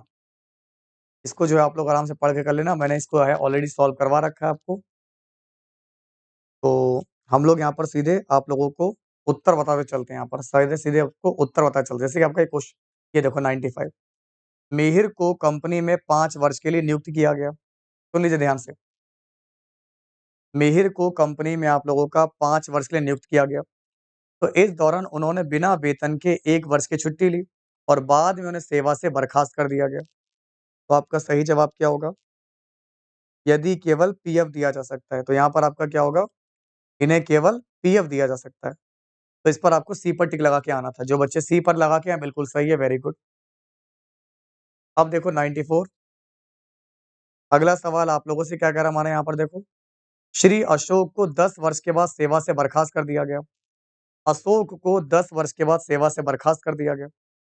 तो इसका आंसर आएगा जी, यदि जी और पीएफ दोनों दिए जा सकते हैं इन्हें। इन्हें जो है आपका जी और पीएफ ये आपके इन्हें दोनों दिए जा सकते हैं। इसका आंसर आपको ए पर टिक लगाना था। चलिए, अगला देखिए मेरा क्या है। नेक्स्ट क्वेश्चन आपके सामने है। श्रीमती वर्मा ने कंपनी में 4 वर्ष तक सेवा प्रदान की और इस्तीफा दे दिया। तो आपका यहाँ पर आपका होगा यहाँ पर इन्हें जो है ना? जी या पीएफ में से कोई एक दिया जा सकता है। आंसर आएगा आपका ऑप्शन नंबर बी आएगा। चलिए हमारा अगला देखिए पॉइंट आपसे क्या पूछ रहा है। नेक्स्ट, अक्षय ने कंपनी के लिए 7 वर्ष तक काम किया और 3 वर्ष से चली आ रही लंबी बीमारी के कारण अंततः इस्तीफा दे दिया, जिसके दौरान वह अवैतनिक अवकाश पर थे। तो यहाँ पर आपका क्या होगा? हाँ जी, यदि ना तो जी दे सकती है और ना ही इन्हें पीएफ मिलेगा। इन्हें ना तो जी दिएगा और ना ही इनको पीएफ मिलेगा यहाँ पर। सही जवाब होगा ऑप्शन बी। अगला देखिए आपका क्या है।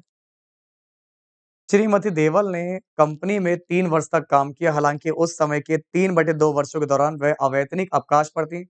आखिरकार उसे नौकरी से निकाल दिया गया, क्यों? अब क्या होगा इनके साथ? इन्हें केवल पीएफ दिया जा सकता है, यदि केवल पीएफ दिया जा सकता है। ऑप्शन सी होगा आपका राइट आंसर। तो ये आपके पजल हो जाएँगे, बहुत मुश्किल सवाल नहीं, आप आराम से कर लोगे।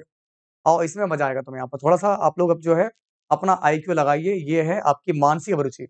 आपकी मेंटल एबिलिटी टेस्ट के क्वेश्चन आप लोगों के सामने हैं। इसको देखिए। देख रहे हो आप लोग किस तरीके से क्वेश्चन आपके सामने हैं? हाँ जी, क्वेश्चन आपको यहाँ पर दिया गया है। आप एक पुलिस अधिकारी के रूप में तैनात हैं, मैंने मान लिया। आप एक पुलिस अधिकारी के रूप में तैनात हैं।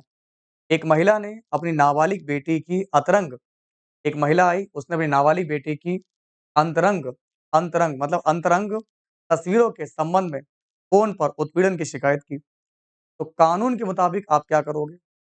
कानून के मुताबिक आप क्या करोगे? कॉलर आईडी ट्रेस के आधार पर आरोपी को गिरफ्तार करना चाहिए। तो आपका आंसर आ जाएगा हमारा ऑप्शन बी होगा, जिसका आंसर आ रहा है बी बिल्कुल सही है। इसके बाद ये वाला बताइए, अगर आप एक पुलिस अधिकारी हैं, सोशल मीडिया निगरानी से निषेधाज्ञा का उल्लंघन करते हुए जो अनऑफिशियल राजनैतिक रैली का योजना का पता चलता है, तो आप क्या करोगे यहाँ पर? बताइए। अगर आपको एक अनधिकृत राजनीतिक रैली की योजना का पता चलता है, तो आप इसका क्या करने वाले हो? ए, बी, सी या फिर डी? तो आदेश प्रतिबंधों को समझाने के लिए आप लोग क्या करोगे? आयोजकों के मध्य वाद्य करोगे। तो आदेश प्रतिबंधों को समझाने के लिए आयोजकों को वाद्य करना चाहिए। आंसर आएगा आपका सी आ जाएगा। ठीक है ना?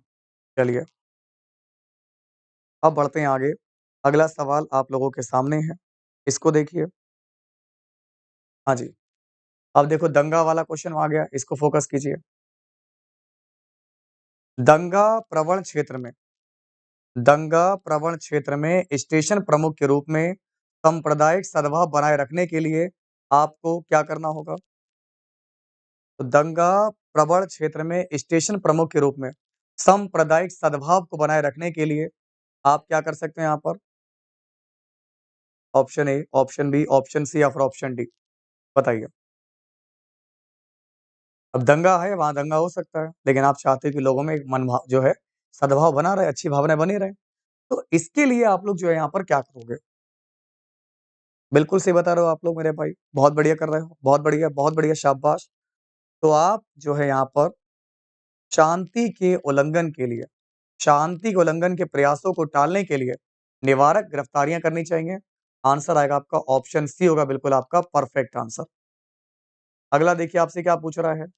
आप एक पुलिस अधिकारी के रूप में तैनात हैं। आप एक पुलिस अधिकारी के रूप में तैनात हैं। जाली ई-कॉमर्स वेबसाइट घोटालेबाजों की पहचान करने के लिए आप क्या कर सकते हैं? बताइए। ऑप्शन ए आएगा, ऑप्शन बी, ऑप्शन सी या फिर डी? आप एक पुलिस अधिकारी के रूप में तैनात हैं। जाली ई-कॉमर्स वेबसाइट घोटालेबाजों की पहचान करने के लिए आप क्या करोगे? सभी जो आपके अनधिकृत ऑनलाइन शॉपिंग पोर्टल्स जो आपके ऐप हैं, ठीक है ना पर इसको करोगे, हैकर्स वाले को देखोगे या साइट पंजीकरण को देखोगे, तो हैकर्स को नियुक्त करना और बिना सर्च वारंट के विक्रेता बैंक खातों का विश्लेषण करना चाहिए। तो जिसका आंसर आ रहा है हैकर्स को नियुक्त करना चाहिए और बिना सर्च वारंट के विक्रेता बैंक खातों का विश्लेषण करना चाहिए, जो कि बिल्कुल आपका परफेक्ट है। ओके, चलिए। अब हमारा अगला सवाल आपसे क्या है, इसको समझिए आप लोग। आप एक जाँच अधिकारी हैं। मेरे भाई मेरी बात समझना मान रहे हैं? आप जो है एक जाँच अधिकारी हैं। एक प्रतिष्ठित आध्यात्मिक नेता यौन शोषण कांड में फँसा हुआ है।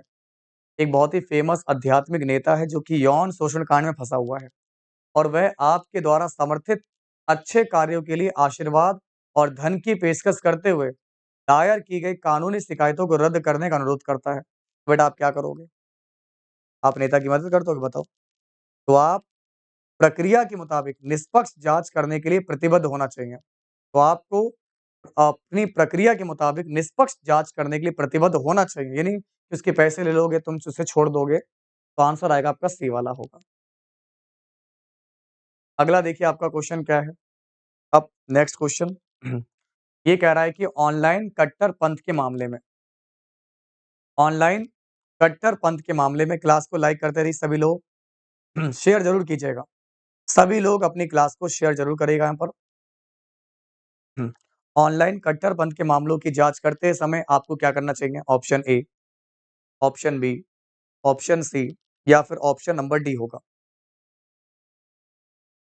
तो मेरे भाई आप लोग बताइए आपका सही जवाब क्या होगा? हाँ जी।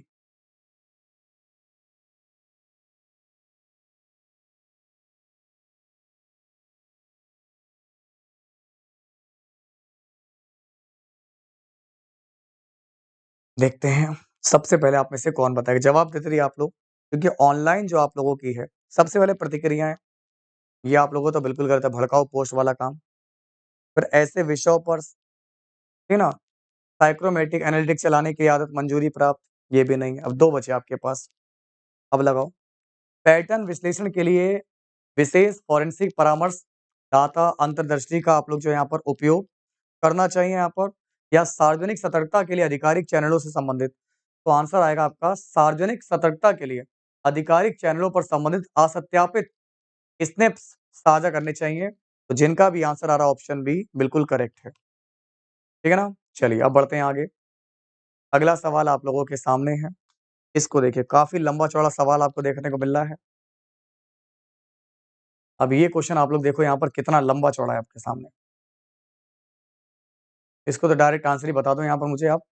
आप एक अपराध शाखा इकाई में मेरे भाई ध्यान दीजिएगा, आप एक अपराध शाखा में इकाई में एक निरीक्षक हैं, जो संगठित अपराधों और गिरोह से निपटती है। आप पिछले 3 वर्ष से इस इकाई में कार्यरत हैं। हालाँकि नीति में बदलाव के कारण आपको महिला सेल में स्थानांतरित कर दिया गया, जहाँ आपको महिला सुरक्षा और सशक्तिकरण से संबंधित मामलों से निपटना है। तो आपको लगता है कि यह कम चुनौतीपूर्ण और फ़ायदेमंद काम है, तो आप क्या करोगे? तो आप नीति परिवर्तन को स्वीकार करना चाहिए। नीति परिवर्तन को आप लोगों को यहाँ पर स्वीकार करना चाहिए, बिल्कुल करना चाहिए, चुनौती वाला तो नहीं बनेगा। हो गया ना? और महिला सेल के मामलों से निपटने के लिए कौशल और अनुभव का उपयोग करना चाहिए। इसका आंसर जो लगा के आए सी, बिल्कुल सही बता रहे हो आप लोग। करेक्ट आंसर होगा आपका ऑप्शन नंबर सी होगा। चलिए, बढ़ते हैं आगे। ये पूरी मैं आंसर की दे रहा हूँ आपको, ये पूरी आंसर की है। आपकी आंसर की बाद में आएगी। हम लोग पहले आपके लिए सॉल्व करा रहे हैं। एक पुलिस अधिकारी के रूप में मेरे भाइयों ध्यान दीजिएगा आप लोग, इम्पोर्टेंट आप लोग सामने इस तरीके से भी बहुत सारे क्वेश्चन हैं, लगाइए।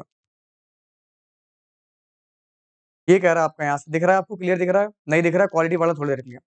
राष्ट्रीय सुरक्षा की प्राथमिकता जब चरम उत्कर्ष पर पहुंचती है, तब अपना जीवन साथी किसी गंभीर दुर्घटना का शिकार हो जाता है। राष्ट्रीय सुरक्षा की प्राथमिकता तब चरम उत्कर्ष पर पहुंचती है जब आपका जीवन साथी किसी गंभीर दुर्घटना का शिकार हो जाता है, जिसके लिए सर्जरी की आवश्यकता होती है। तो आप क्या करोगे इसमें हमारा? रणनीतिक रूप से व्यापक टीम के बीच में विशेषज्ञता क्षेत्रों को आवंटित करना चाहिए। आंसर आएगा आपका ऑप्शन नंबर ए आएगा। एक पुलिस अधिकारी के रूप में एक पुलिस अधिकारी के रूप में आप सब लोग यहाँ पर देख लीजिए आपको क्या दिया गया है। आपके जिले में अल्पसंख्यक धार्मिक घृणा अपराधों की रिपोर्ट करते हैं, आपको क्या करना चाहिए? एक पुलिस अधिकारी के रूप में अगर आपके जिले में अल्पसंख्यक धार्मिक घृणा अपराधों की रिपोर्ट करते हैं लोग, तो आप क्या करोगे? आप सामुदायिक नेताओं को शामिल करते हुए अंतर धार्मिक शांति पहल का आयोजन करना चाहिए। तो आपका सही जवाब होगा आपका ऑप्शन नंबर होगा ए। चलिए बढ़ते हैं आगे। अगला सवाल देखिए आपका क्या है? इसको देखिए हमारे यहाँ पर हिलता बहुत है जय।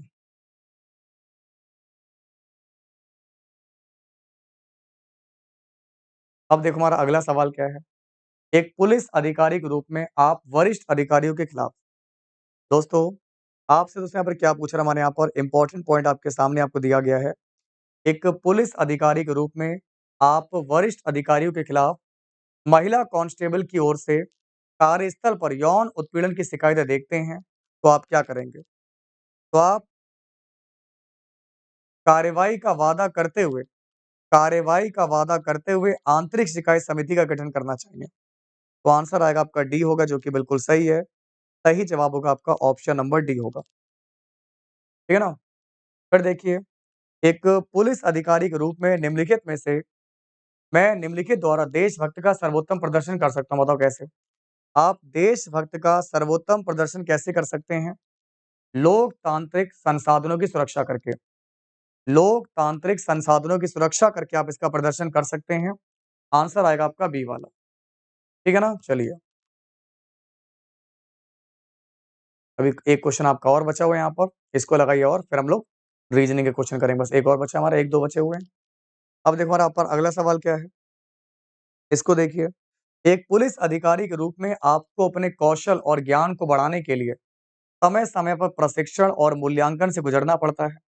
निम्नलिखित में से उस संस्था का नाम क्या है, जो भारतीय पुलिस सेवा के अधिकारियों को प्रशिक्षण प्रदान करती है? तो आपका आंसर आ जाएगा option A, option B, option C या फिर डी। तो ये है आपको पढ़ाया गया है राष्ट्रीय रक्षा अकादमी, राष्ट्रीय पुलिस अकादमी, जो कि बिल्कुल सही है आपका ये वाला। बच्चा गलत करके आया है, राष्ट्रीय पुलिस अकादमी। मेरी बात समझ रहे हो आप लोग? क्लास को लाइक करते रहिए, क्लास को शेयर कीजिए, अपनी क्लास को मिलकर आप लोग जो है सपोर्ट करते रहिए। ठीक है ना? क्लियर होगी बात? चलो, नेक्स्ट क्वेश्चन। अगला आपका क्या है? एक पुलिस अधिकारी के रूप में आपको एक बैंक मैनेजर की बादकों के साथ चल रही सशस्त्र डकैती के बारे में घबराहट भरी कॉल आती है। तो मानक संचालन प्रक्रियाओं के मुताबिक इनमें से आपकी तत्काल प्रक्रिया क्या होनी चाहिए? आप अन्य आपातकालीन सेवाओं को सूचित करेंगे और उनके साथ आप लोग जो है समन्वय करेंगे। तो आंसर आएगा आपका ऑप्शन सी आएगा जो कि बिल्कुल सही है। करेक्ट आंसर होगा ऑप्शन सी। चलो, फाइनली अभी खत्म हो गया आप लोगों के। अब सवाल नंबर 111 से कुछ शांतिपूर्ण क्वेश्चन आएंगे जिनको आप लगा सकते हो। ये कुछ क्वेश्चंस आप देख रहे हो ना यहाँ पर, देख रहे हो आप लोग? इस तरीके से इनको आपको लगाना है यहाँ पर।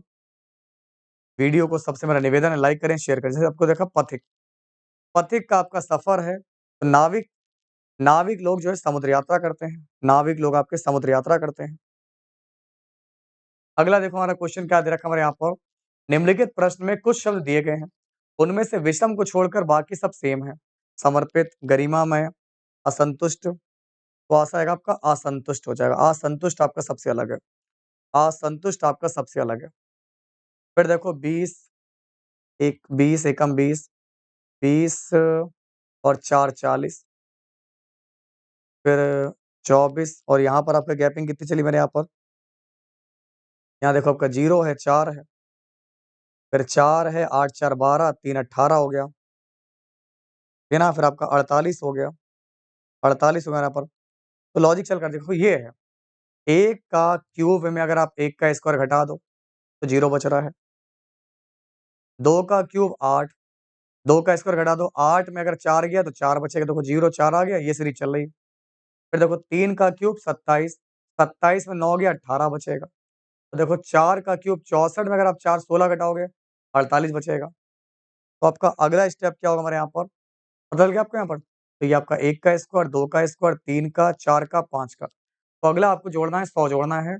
90 में 100 जोड़ोगे तो 190 आएगा। क्यों? क्योंकि आपको पता है 5 का स्क्वायर, 5 का क्यूब 125, 5 का स्क्वायर 25, 125 बचेगा, 100 जोड़ना है। आप 100 जोड़ोगे 190 आ जाएगा। समझ गए आप लोग मेरी बात को? अगला देखिए। अब आप देखो एक कूट भाषा में चर्च, चर्च की वैल्यू आपको इधर रखी है, टेम्पल की वैल्यू आपको बतानी कैसे लिखोगे आप लोग? तो टेम्पल का मान आप लोगों का कैसे आएगा देखिए, क्रॉस चल रहा है क्रॉस। यहाँ देखो आप लोगों का क्या हमारे यहाँ पर क्रॉस चल रहा है क्रॉस। कैसे? क्यों? किस तरीके से? अपोजिट क्रॉस है। हँस लो, गा लो, ये पलना मिलेंगे कल। क्रैक्स, उफ तेरी अदा। कैसे? मैं समझाता हूँ। अपोजिट लेटर से देखो CHURCH। देखो हँस लो, गा लो, ये पलना मिलेंगे कल। क्रैक्स खा लो, उफ तेरी अदा, इंडियन रेलवे, हँस लो, गा लो और फिर क्रैक्स। तो ये चला अपोजिट। ऐसे टेम्पल देखो, एप्स अच्छे नहीं है, जीटी रोड, तो वीजी, ये है वीजी। फिर हमारा पी का कमला पसंद खा लो और मेरे मन की बात, KN ठीक है। फिर LE का एप्स और L का O, VO, बी वाला आना चाहिए हमारे यहाँ पर। तो यहाँ पर अपोजिट क्रॉस लेटर चल रहा है आपका, ऑप्शन बी होगा आपका बिल्कुल सही जवाब। इसके बाद देखिए आपका अगला सवाल आप लोगों के सामने है। इस क्वेश्चन को आप लोग कैसे लगाओगे बताइए? हाँ जी, आराम से लगाओ, प्रॉपर जगह ही जगह आपके लिए है। ठीक है ना? सॉल्व करो यहाँ पर, बताओ इस सवाल का परफेक्ट आंसर क्या होगा? एक व्यक्ति उत्तर दिशा में 7 किलोमीटर चलता है। तो एक व्यक्ति आपका उत्तर दिशा में आप लोगों का 7 किलोमीटर चला। फिर बाएँ मुड़ा 4 चला। तो आपका 7 चला, आपका बाएँ मुड़ गया और आपका 4 चला। फिर बाएँ मुड़ा 9 चला। यहाँ से देखो बाएँ मुड़ा कितना चला हमारा 4 ही चला। 4 चला। तो 7 चल रहा था आपका, लेफ्ट मुड़ा 4 चला, फिर लेफ्ट मुड़ा और 9 चल रहा है हमारे यहाँ पर। अब की बार आपका 9 चल रहा है, सॉरी भाई। जगह की असंतुष्टता की वजह से हमारा 9 चल रहा है। चला जी 9 चले, फिर से बाईं ओर मुड़ा 4 चला। अब यहाँ पहुँच गया, तो यहाँ से दूरी पूछ रहा होगा कि यहाँ से यहाँ तक की दूरी कितनी है? अब ये 9 है, ये तुम्हारा 7 है, तो 7 और 2 9 होता है, तो 2 बच रहा है, 2 हो जाएगा, यानी बच्चा सही लगा के आया है। सही जवाब आपका 2 किलोमीटर हो जाएगा। जो बच्चे 2 लगा के आए बिल्कुल सही है। वेरी गुड, बहुत बढ़िया। चलिए आगे बढ़ते हैं हमारे यहाँ पर, इसको देखिए। अब ये वाला सवाल सुबह भी लगा रहे थे, बहुत दिक्कत दे रहा था यहाँ पर, फिर से लगा रहे हैं इसको यहाँ पर। क्या है, किस तरीके से आप लगाओगे इसको देखिए। इस क्वेश्चन ने सुबह भी परेशान किया था, उस टाइम तो हम लोग थक गए थे यहाँ पर, क्वेश्चन समझ ही नहीं पाए थे। आओ, अब खाली क्वेश्चन लगा लो, पढ़ लो यहाँ पर। क्या है हमारा क्वेश्चन? आपको एक शब्द रखा हमारा लिंग्विस्ट, LINGUIST। कह रहा पहले, तीसरे और छठे नंबर लिख लो यहाँ पर, नंबरिंग कर लो यहाँ पर सबकी। 1 2 3 4 5 6 7 8। फिर है पहले, तीसरे, छठे अक्षरों को अंग्रेजी वर्णमाला श्रृंखला के अनुसार उनके ठीक पहले अक्षरों से बदल दिया जाए। अब तुम अंग्रेजी वर्णमाला के ठीक पहले अक्षरों से बदल रहे हो। समझ रहे हो? यानी कि पहले अक्षरों से, जस्ट आपका पहला हो गया, एक देखो पहला, एक आपका तीसरा और एक आपका छठा।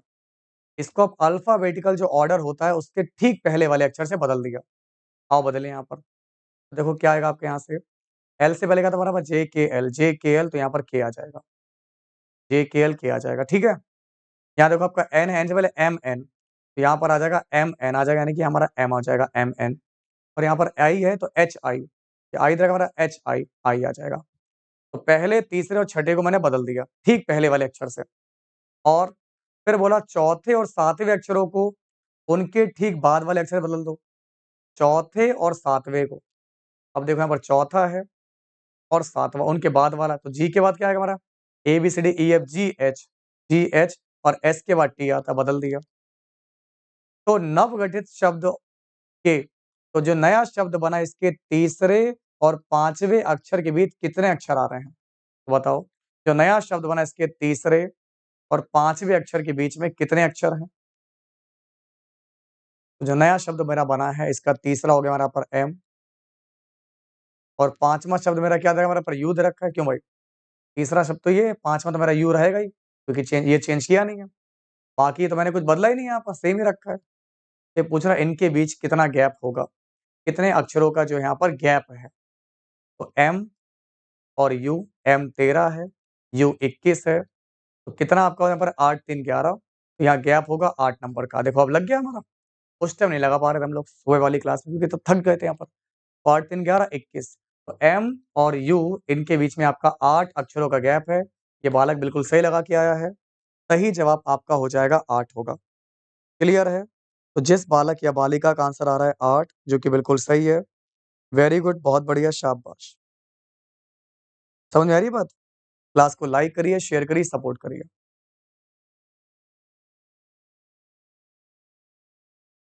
आगे बढ़ते हैं। अगला कह रहा है कि राहुल और रॉबिन भाई हैं। एक राहुल हो गया, इसको मैंने आर एच लिख लिया, रॉबिन को आर भी लिख लिया। ये दोनों भाई भाई हो गए। प्रमोद रॉबिन के पिता हैं। अब इन दोनों के तो पिता कौन हो गए? प्रमोद हो गए। प्रमोद इन दोनों के पिता हो गए। शीला प्रमोद की बहन है। प्रमोद की तो बहन कौन हो गई यहाँ पर? शीला। शीला प्रमोद की बहन हो गई। प्रेमा प्रमोद की भांजी है। छोड़ दो। सुबह प्रेमा की पुत्री है। राहुल सुबह से किस प्रकार संबंधित है? राहुल का सुबह से बताना है। अब देखो यहाँ पर, कोई तो प्रमोद थे हमारे यहाँ पर, आदमी है। प्रेमा प्रमोद की भांजी है। तो भांजी मतलब यहाँ पर इनकी जो बहन है, बहन की लड़की है प्रेमा। तो प्रेमा जो है प्रमोद की भांजी, यानी कि बहन की लड़की है। मामा जी हो गए प्रमोद इनके। आपको बताना यहाँ पर, ये पूछा राहुल का सुबह से। अब ये भी बता भैया, सुबह प्रेमा की पुत्री है। अब प्रेमा की भी पुत्री तो उसने सुबह दे रखी है। सुबह प्रेमा की पुत्री है, तो राहुल का सुबह से क्या संबंध है? निर्धारित नहीं कर सकते, मामा होगा, चचेरा भाई या भाई। सवाल फिर से देख लो एक बार, आप कंफ्यूज ना हो जाओ। मैं इसके लिए थोड़ा सा रुको भाई, थोड़े 5 मिनट की बात बची है, फिर आपके सारे क्वेश्चन निपटने वाले हैं। बड़े क्वेश्चन बचे हैं। हम्म, देख लो, राहुल और रॉबिन, ये दोनों आप लोगों के, राहुल रॉबिन भाई हो गए। प्रमोद रॉबिन के पिता हैं। रॉबिन के पिता हो गए प्रमोद। शीला प्रमोद की बहन हो गई। शीला प्रमोद की बहन है। प्रेमा प्रमोद की भांजी है, तो बहन की बेटी हो जाएगी प्रेमा। ये प्रेमा जो है प्रमोद की भांजी हो गई, इनकी बहन की बेटिया हो गई प्रेमा। यानी कि दोस्तों ये जो हमारा जो राहुल है ना, राहुल, तो राहुल प्रेमा का ममेरा भाई हो गया। ये इसकी ममेरी बहन होगी, बहन होगी, बहन, ममेरी बहन, मामा की लड़की। कि पापा ने बुआ, बुआ की लड़की, फुफेरी, फुफेरी बहन हो गई। और सुबह प्रेमा की पुत्री है। प्रेमा की पुत्री दे रखी सुबह, तो बुआ की लड़की। तो बुआ की लड़की मेरी बहन होगी। अब बहन का दोस्तों यहाँ पर बेटा है सुबह। सुबह जो है हमारा क्या है? ये बेटी है। मेरे बहन की बेटी हो जाए, मेरी भांजी हो गई, मतलब मामा हो गया। मतलब राहुल जो है सुबह का कौन हो जाएगा? मामा हो जाएगा। कि ये राहुल की बहन हो गई। कैसी बहन है? ममेरी है, तहेरी है, ये फुफेरी बहन हो गई। अब बहन की जो बेटिया बिटिया होगी, वो हमारी दोस्तों कौन हो जाएगा यहाँ पर? बहन की बेटी हमारी भांजी, और हम उसके मामा हो जाएंगे। मामा जी हो जाएगा। राहुल उसके मामा है। जो बच्चे मामा लगा के हैं बिल्कुल सही है। आओ आगे बढ़ते हैं यहाँ पर। अगला क्वेश्चन आप लोगों के सामने, इसको देखिए क्या है। निम्नलिखित आकृति का अध्ययन करो, प्रश्न का उत्तर दीजिए। अब आपको बताना है, कितने पिछड़े लोग शिक्षित नहीं है। हमें बताना है, कितने पिछड़े लोग हैं जो आपके शिक्षित नहीं है।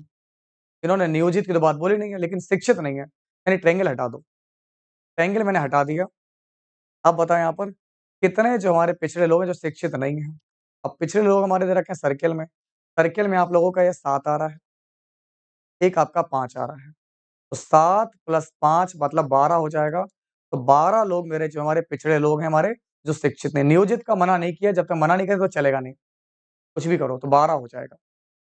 अब देखो यहाँ पर निम्नलिखित में से कौन-सा आरेख समुद्र, पृथ्वी और सूर्य के बीच के संबंध को दर्शाता है?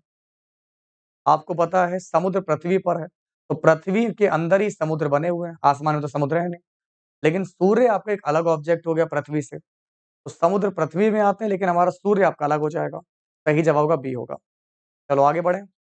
सवाल नंबर 120 देखिए क्या है हमारा। एक सटीक घड़ी सुबह के 9 बजे का समय दिखाती है। देखो यही है, जो सुबह पढ़ा था वही है। एक सटीक घड़ी सुबह के 9 बजे का समय दर्शा रही है। जब घड़ी उसी दिन दोपहर के 3 बजे का समय दर्शाएगी, तो घंटे की सुई कितने डिग्री चलेगी? आप समझो यहाँ पर। सुबह 9 बजे से अगर दोपहर में 3 बजे पर आ रही है, तो कितना चल गई आपकी? आपका 9 से 3 पर आ गई। ये पूरा आपका जो है 180 राउंड चली है, 180 डिग्री। क्यों भाई? अगर आप घड़ी बना के देख लो, घड़ी बनानी आती है? ये 12 थोड़ी घड़ी टेढ़ी हो गई, 12 ये 6 ये 3 ये 9। अगर घड़ी जो है आपकी 9 बजे से घूमकर 3 बजे पे सुई आएगी, तो कितना एंगल चल रही है? 180 डिग्री। क्योंकि आप लोगों का जो है यहाँ पर आप देख सकते हैं यहाँ पर 12 घंटे में आप लोगों का जो है 180 डिग्री चलेगी। समझ गए आप लोग? सुबह 9 बजे से 9 बजा 10, 11 9 के बाद 10, 11, 12, 1, 2, 3, 4, 5, 6 9 के बाद देखो हमारा 10, 11, 12, 1, 2, 3 6 घंटे हो हमारे यहाँ पर 6 घंटे में कितना चलेगी? अगर 1 घंटे में 30 डिग्री है, 6 घंटे में ये मैंने आपको पढ़ाया था। अगर एक घड़ी 1 घंटे में 30 डिग्री चलती है इस घंटे वाली सुई, तो 6 घंटे में आपकी 3 18 180 डिग्री चलेगी, 180 हो जाएगा। चलो, अब बढ़ते हैं आगे। सवाल नंबर 121 है। काटो-पीटो छाँटो जवाब निकालो। आज मुझे चाहिए क्या? मुझको चाहिए सबसे छोटा क्या है? इनमें से सबसे छोटा कौन-सा है? सबसे छोटा, जो बड़ा वाला भगा देंगे, बड़े वाला भगा देंगे। जैसे के बड़ा है जी से, के भगा दो। क्योंकि के मेरा जी से बड़ा है, मुझे तो छोटा चाहिए, के को भगा दिया मैंने। के तो हो गया जी से बड़ा है। जी ए से बड़ा है, जी को भगा दो क्योंकि जी ए से बड़ा है। ए आपका आर से छोटा है, यानी कि आर से छोटा ए है और आर बड़ा हो गया, यानी कि बचा क्या? ए बचा। इसका मतलब मेरे भाई सही जवाब ए होगा। अगला देखो आपका क्या है, इसको बताइए। एक घनाकार लकड़ी के ब्लॉक की लंबाई 6, 4, 1 है। इसकी ऊंचाई दे रखी है। अब 4 सेंटीमीटर, 1 सेंटीमीटर माप वाले ये काले रंग से हैं, 6/1 आपका लाल रंग से है, 6/4 आप लोगों के हरे रंग से हैं। तो आप बताओ यहाँ पर ब्लॉक को 1 सेंटीमीटर भुजा वाले 6 बराबर घनों में काटा जाता है। तो 1 सेंटीमीटर भुजा वाले 4 बराबर घनों में विभाजित किया जाता है। ऐसे कितने घन हैं जिनकी 2 तरफ हरा रंग और बाकी तरफ कोई रंग नहीं है? जिनकी 2 तरफ आपका हरा रंग हो, बाकी तरफ कोई रंग ना हो। आपके यहाँ पर ऑप्शन दे रखे हैं 12, 10, ठीक है ना? 8, 4। तो आपका दोस्तों हमारा सही जवाब क्या होगा? ये आपको बताना है। क्लास बहुत इम्पोर्टेंट है, बहुत हेल्पफुल है।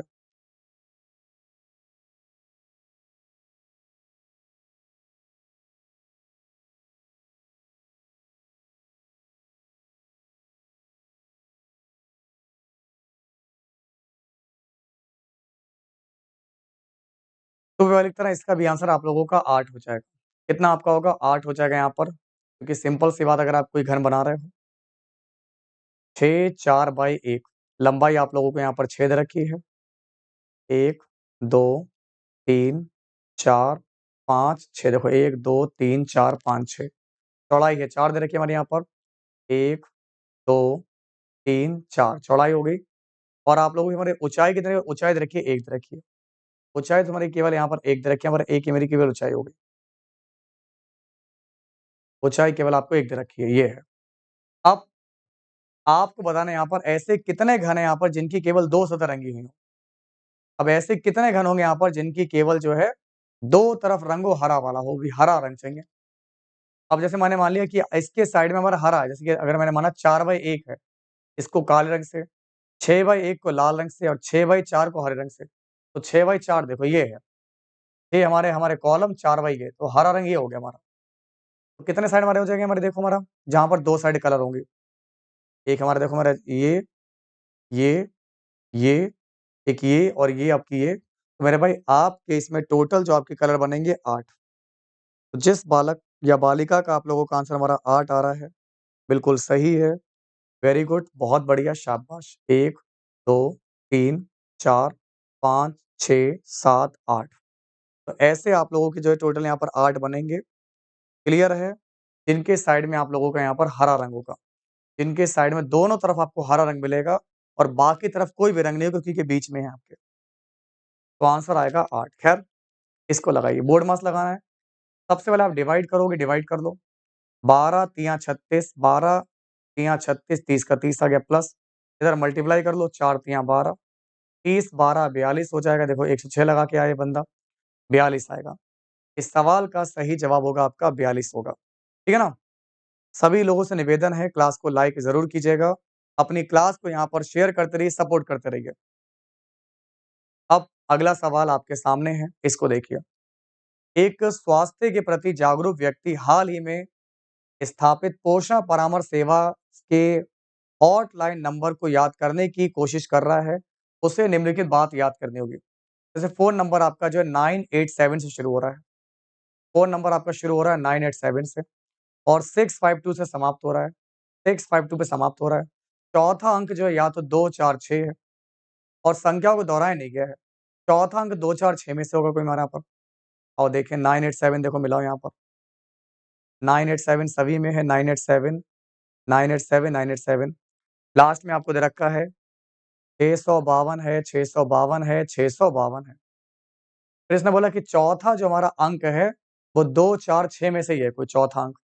246 हो गया, देखो हमारा 6 है, 4 है, 2 है, 6 है, चौथा अंक भी हो गया। अब ये तो सब में कॉमन हो गया। अब कह रहा है कि 5वां अंक, अंतिम अंक और चौथे अंक का गुणनफल है। तो जो 5वां नंबर है, कि लास्ट का नंबर जो दे रखा है 2 है और चौथा जो नंबर जो दे रखा है, उसका मल्टीप्लाई है 5वां नंबर। लास्ट और चौथे का मल्टीपल है। तो आओ देखो यहाँ पर, तो 6 दूनी 12, 5वां नंबर नहीं आ रहा है। 4 दूनी 8, ये देखो 8 बड़ा बन रहा है, ये सी वाला बन रहा है। यहाँ देखो आपका 6 दूनी 12 नहीं बन रहा है। यहाँ देखो आपका यहाँ से 2 दूनी 4, यहाँ पर 4 बन रहा है। बड़ी दिक्कत यहाँ पर हो गई। ये भी सही लग रहा है। अब मैं क्या करूँ मेरे भाई, देखो 2 आप लोगों से हो गए, ये तो गलत है। ये गलत हो गया, क्यों? अब समझो यहाँ पर, आपका 987, 987, लास्ट में 652, 652। फिर हमारा देखो बीच का अंक, चौथा अंक जो है हमारा 242 हो। तो ये कह रहा हूँ चौथा अंक मेरा जो है 4th नंबर 246 हो। रिपीट ना होना चाहिए, बस रिपीट ना हो हमारे यहाँ पर। देखो हमारे यहाँ पर देखो 4 दे रखा है हमारे यहाँ पर। यहाँ आपको 2 दे रखा है, नंबर रिपीट ना हो। यहाँ पर 2 रखा है, कोई दिक्कत नहीं है। और इन दोनों का मल्टीप्लाई चौथा और अंतिम का जो प्रोडक्ट है वो 5वां नंबर। तो 5 2 दूनी 4, यहाँ 4 दे रखा है और यहाँ 4 दूनी 8, यहाँ पर 8 दे रखा है। मैं क्या करूँ यहाँ पर? इसने तो बेटा हमें हिलगा दिया।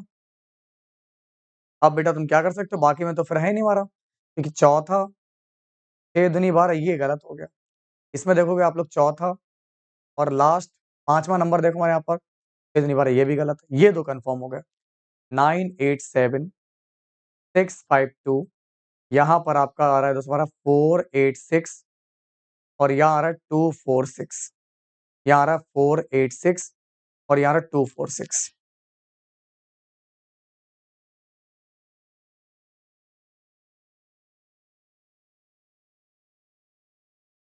एक बात इसने यहाँ पर बोली है कि कोई भी नंबर रिपीट ना हो। मतलब चौथा अंक जो है या तो 2 हो, या तो 4 हो या 6 हो और संख्याओं के अंक में दोहराया ना गया हो। इसने बेटा तुम इसकी बात समझे यहाँ पर? ये बोला संख्याओं के अंक में वो दोहराया ना गया हो, तो आंसर आपका दोस्तों जो होगा 987486 वाला आएगा। ये वाला आएगा, सी वाला, ये भी गलत हो गया। तो जिस बालक या बालिका का आंसर आ रहा है 987486 बिल्कुल सही है। समझ गए आप लोग? आगे बढ़ते हैं। इसको देखिए, क्योंकि रिपीटिशन भी आपकी नहीं होनी चाहिए।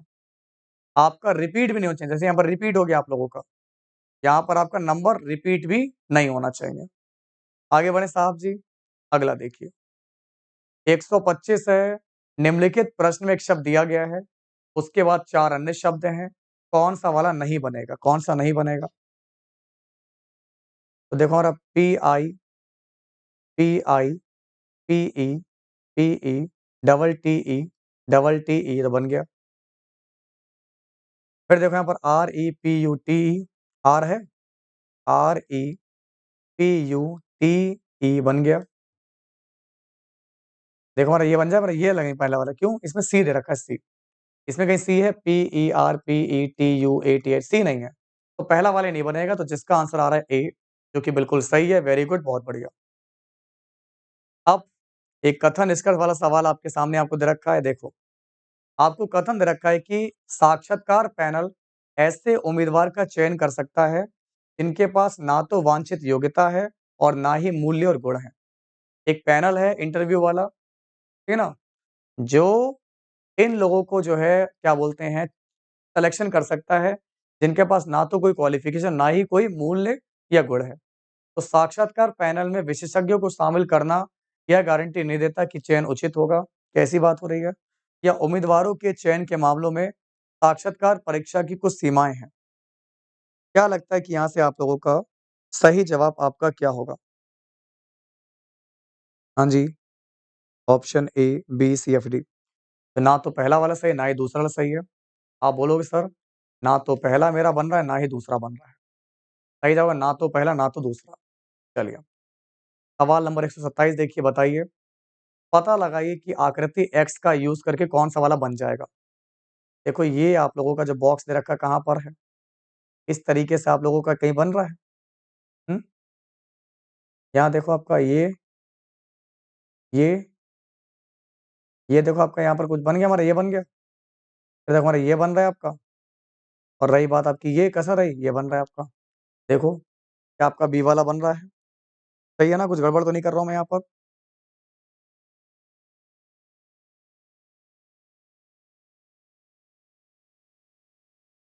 तो बी वाला ही नज़र आ रहा है, इसके अलावा तो कोई नज़र आ नहीं रहा होगा आपको यहाँ पर। हाँ भाई, बिल्कुल।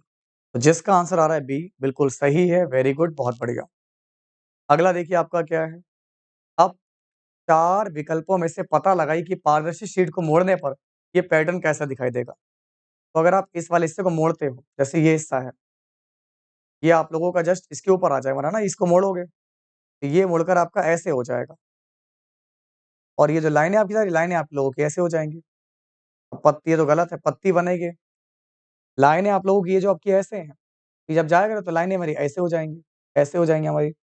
मेरे भाई लाइनें आप लोगों की इस तरीके से बनेंगी, हमारा ये वाला फॉर्मेटिंग ये वाला, ठीक है ना?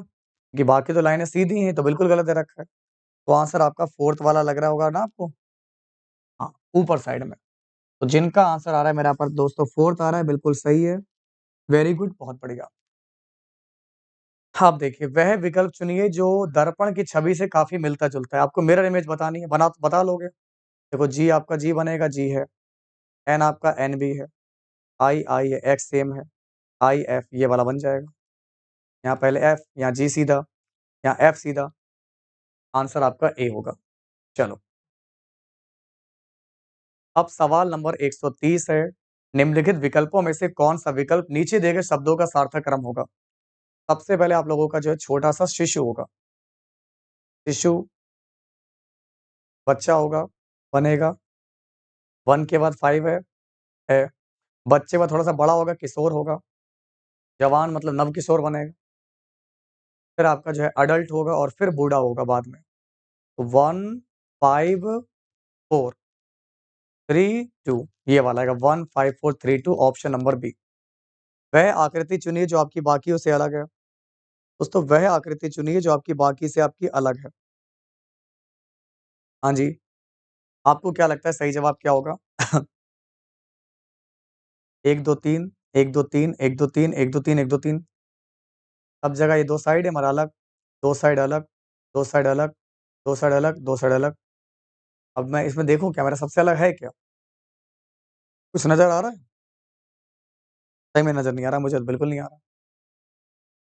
यहाँ पर 3, यहाँ पर 2, यहाँ 3, यहाँ 2, यहाँ 3, यहाँ 2, यहाँ 3, यहाँ 2, यहाँ 3, यहाँ 2। अब क्या करें यहाँ पर? हुँ?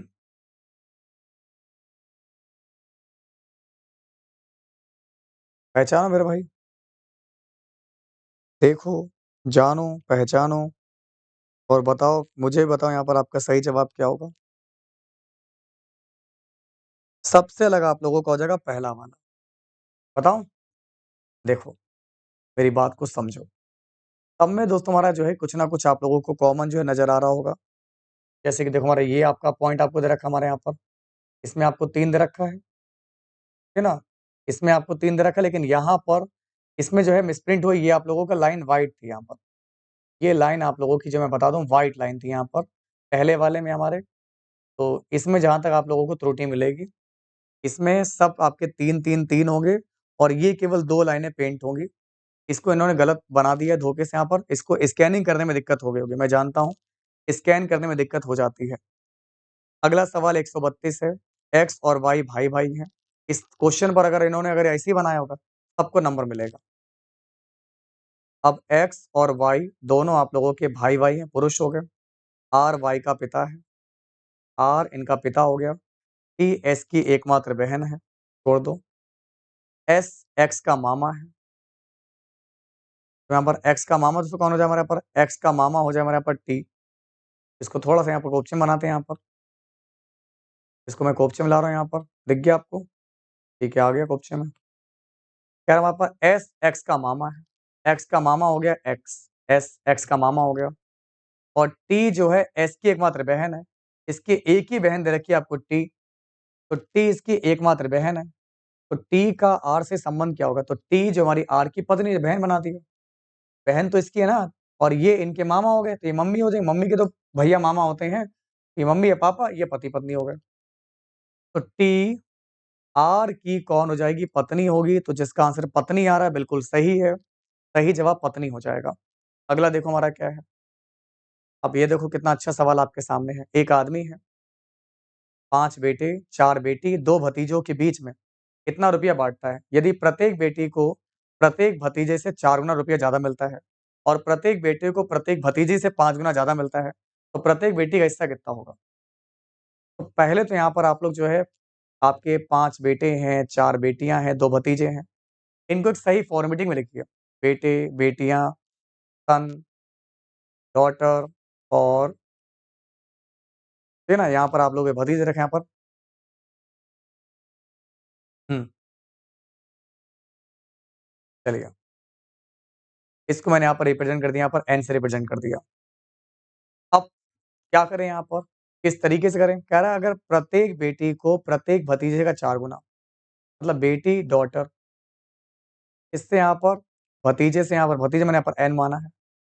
बेटी को भतीजे का 4 गुना, भतीजे को ₹1 मिल रहा है तो इसको 4 मिल रहा है और बेटे को भतीजे का 5 गुना मिल रहा है। बेटा मतलब सन, इसको भतीजे का 5 गुना मिल रहा है। ये सबका रेशियो है, ये सबका रेशियो है।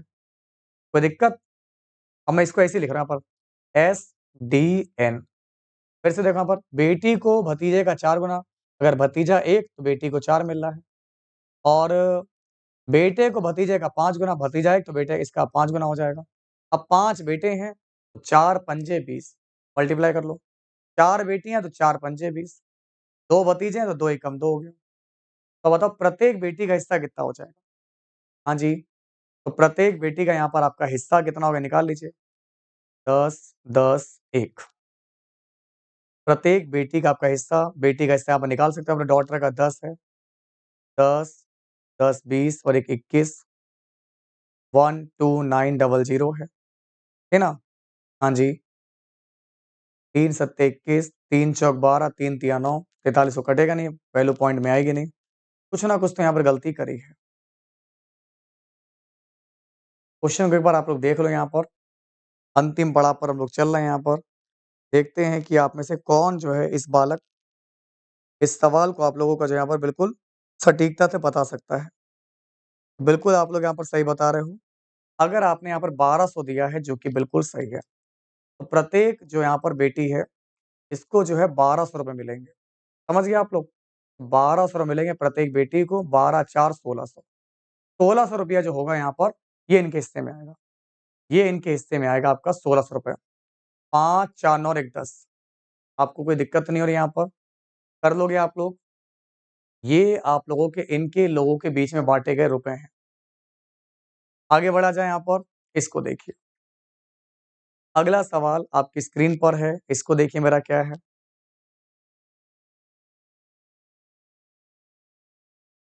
एक मित्र के समूह में 8 सदस्य हैं, जो एक-दूसरे को कार्ड भेजकर दीपावली की शुभकामनाएँ देते हैं। तो इस समूह के प्रायोजन के लिए कितने ग्रीटिंग कार्ड चाहिए? अरे वही वाला है हाथ मिलाने वाला कि 8 लोग हैं, सब अगर एक-दूसरे से हाथ मिलाएँगे, तो कितनी बार हाथ मिलाएगा? तो आपने 8 लिखा, एक कम किया, देखो फ़ॉर्मूला ये वाला लगेगा, ट्रिक है, shortcut trick n minus 1 upon 2 ये लगा लो। इस सवाल में आप लोग ये शॉर्टकट ट्रिक लगाओ, हमारे यहाँ पर 8 है, तो 8 एक कम किया 7/2, तो आपका जवाब क्या होगा यहाँ पर होगा? मेरे भाई अगर हम इसकी बात करें n(n-2)/2 तो 2 4 जा 8 7 चौक 28 ऑप्शन नहीं है आपका। आप यहाँ पर देखो हमारा 8 दे रखा है, एक 9/2 2 4 जा 8 9 चौक 36 यहाँ से भी आप लोगों का नहीं बन रहा है हमारा। क्या दिक्कत होगी यहाँ पर? एक मित्र समूह में 8 मेंबर हैं, सब लोग एक-दूसरे को कार्ड भेज रहे हैं। कहने का मतलब मेरा यही है, पता नहीं इसमें ऑप्शन क्यों नज़र नहीं आ रहा। और इस समूह के प्रायोजन के लिए कितने ग्रीटिंग कार्ड्स जैसे हमारा 1 है, इस 1 ने हमारे जैसे ये है, 1 हो गया 8 लोग हैं, इन्हें 7 लोगों को कार्ड देगा। फिर आपका जो दूसरा व्यक्ति है ये भी 7 लोगों को काट देगा। तीसरा आएगा वो भी 7 लोगों को काट देगा यहाँ पर, अपने आप को थोड़ी ना देगा यहाँ पर, 7 लोग देगा। तो ऐसे ही आप लोगों की जगह बस 8 लोग आ गए जो 7-7 लोग दे रहे हैं यहाँ पर। तो 8 सत्ते 56 ठीक है ना? और इसने दोस्तों यहाँ पर 60 कैसे लगा रखा है बट इसने 2 करा ही नहीं यहाँ पर। चलो कोई नहीं। वैसे हाथ मिलाने वाले का जो कॉन्सेप्ट है मैं तरीका बता चुका हूँ। n(n-1/2) लगेगा।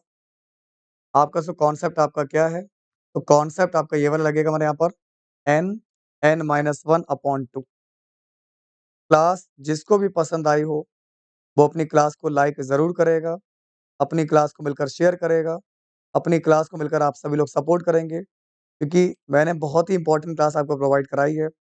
आज मैं पेपर करा रहा था आप लोगों के बीच में लाइव में से, लेकिन लाइव में बीच में तो पता नहीं क्या दिक्कत हुई, क्या प्रॉब्लम आई, वो आप लोगों का बीच से दोस्तों आपको रुक गया, तो आपका सही जवाब होगा 56 ठीक है ना? खैर अभी आप लोग 56 से काम चलाइए, 8 7 बार भेजा जाएगा, सब लोग एक-एक दूसरे को भेजेंगे, तो टोटल आपका 56 बार आ जाएगा। टोटल ग्रीटिंग कार्ड आप लोगों के हो जाएँगे 56 चलो, खत्म हुआ नहीं हुआ? खत्म हो गया। अब जीके और यूपी जीके और कुछ आपके स्टैटिक से क्वेश्चन बचे इनको लगाएँगे फटाफट से यहाँ पर 2 सेकंड में इसको देखिए। निम्नलिखित में से कौन-सा भारत का सर्वोत्तम नागरिक पुरस्कार है? भारत का सर्वोत्तम नागरिक पुरस्कार है भारत रत्न है। संविधान दिवस मैंने कई बार बताया, संविधान दिवस मनाया था 26 जनवरी 1949 को, क्योंकि मैंने आपको बताया था कि 26 जनवरी 1949 को हमारा संविधान जो है, ये बनकर तैयार हो गया था और 26 जनवरी 1950 को लागू हुई। बच्चा गलत करके आया, आप लोगों ने भी गलती करी होगी। संविधान दिवस कब मनाया जाता है? जब संविधान बनकर तैयार हुआ था। फिर बेटा लैक्टिक एसिड किसमें होता है? सबको पता है दूध-दही में होता है। लैक्टिक एसिड आपका दही में हो जाएगा। फिर गबन गोदान, ये तो मुंशी प्रेमचंद की गबन गोदान करबला निर्बला, मुंशी प्रेमचंद की आपकी हो जाएगी। इसके बाद आपका अगला सवाल आपके सामने आपको दिया गया है।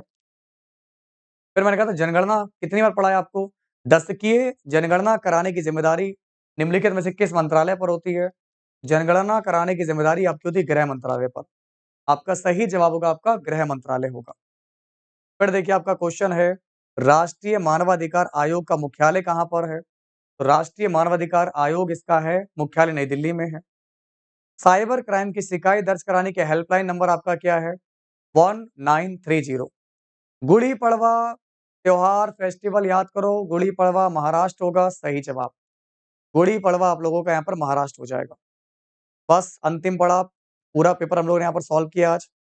आर्यभट्ट, दोस्तों आर्यभट्ट प्रेक्षण विज्ञान अनुसंधान संस्थान उत्तराखंड किस राज्य में आपका है? नैनीताल में है। आर्यभट्ट प्रेक्षण विज्ञान अनुसंधान ये आपका नैनीताल में है। G20 मतलब होता है ग्रुप ऑफ 20 होता है यहाँ पर।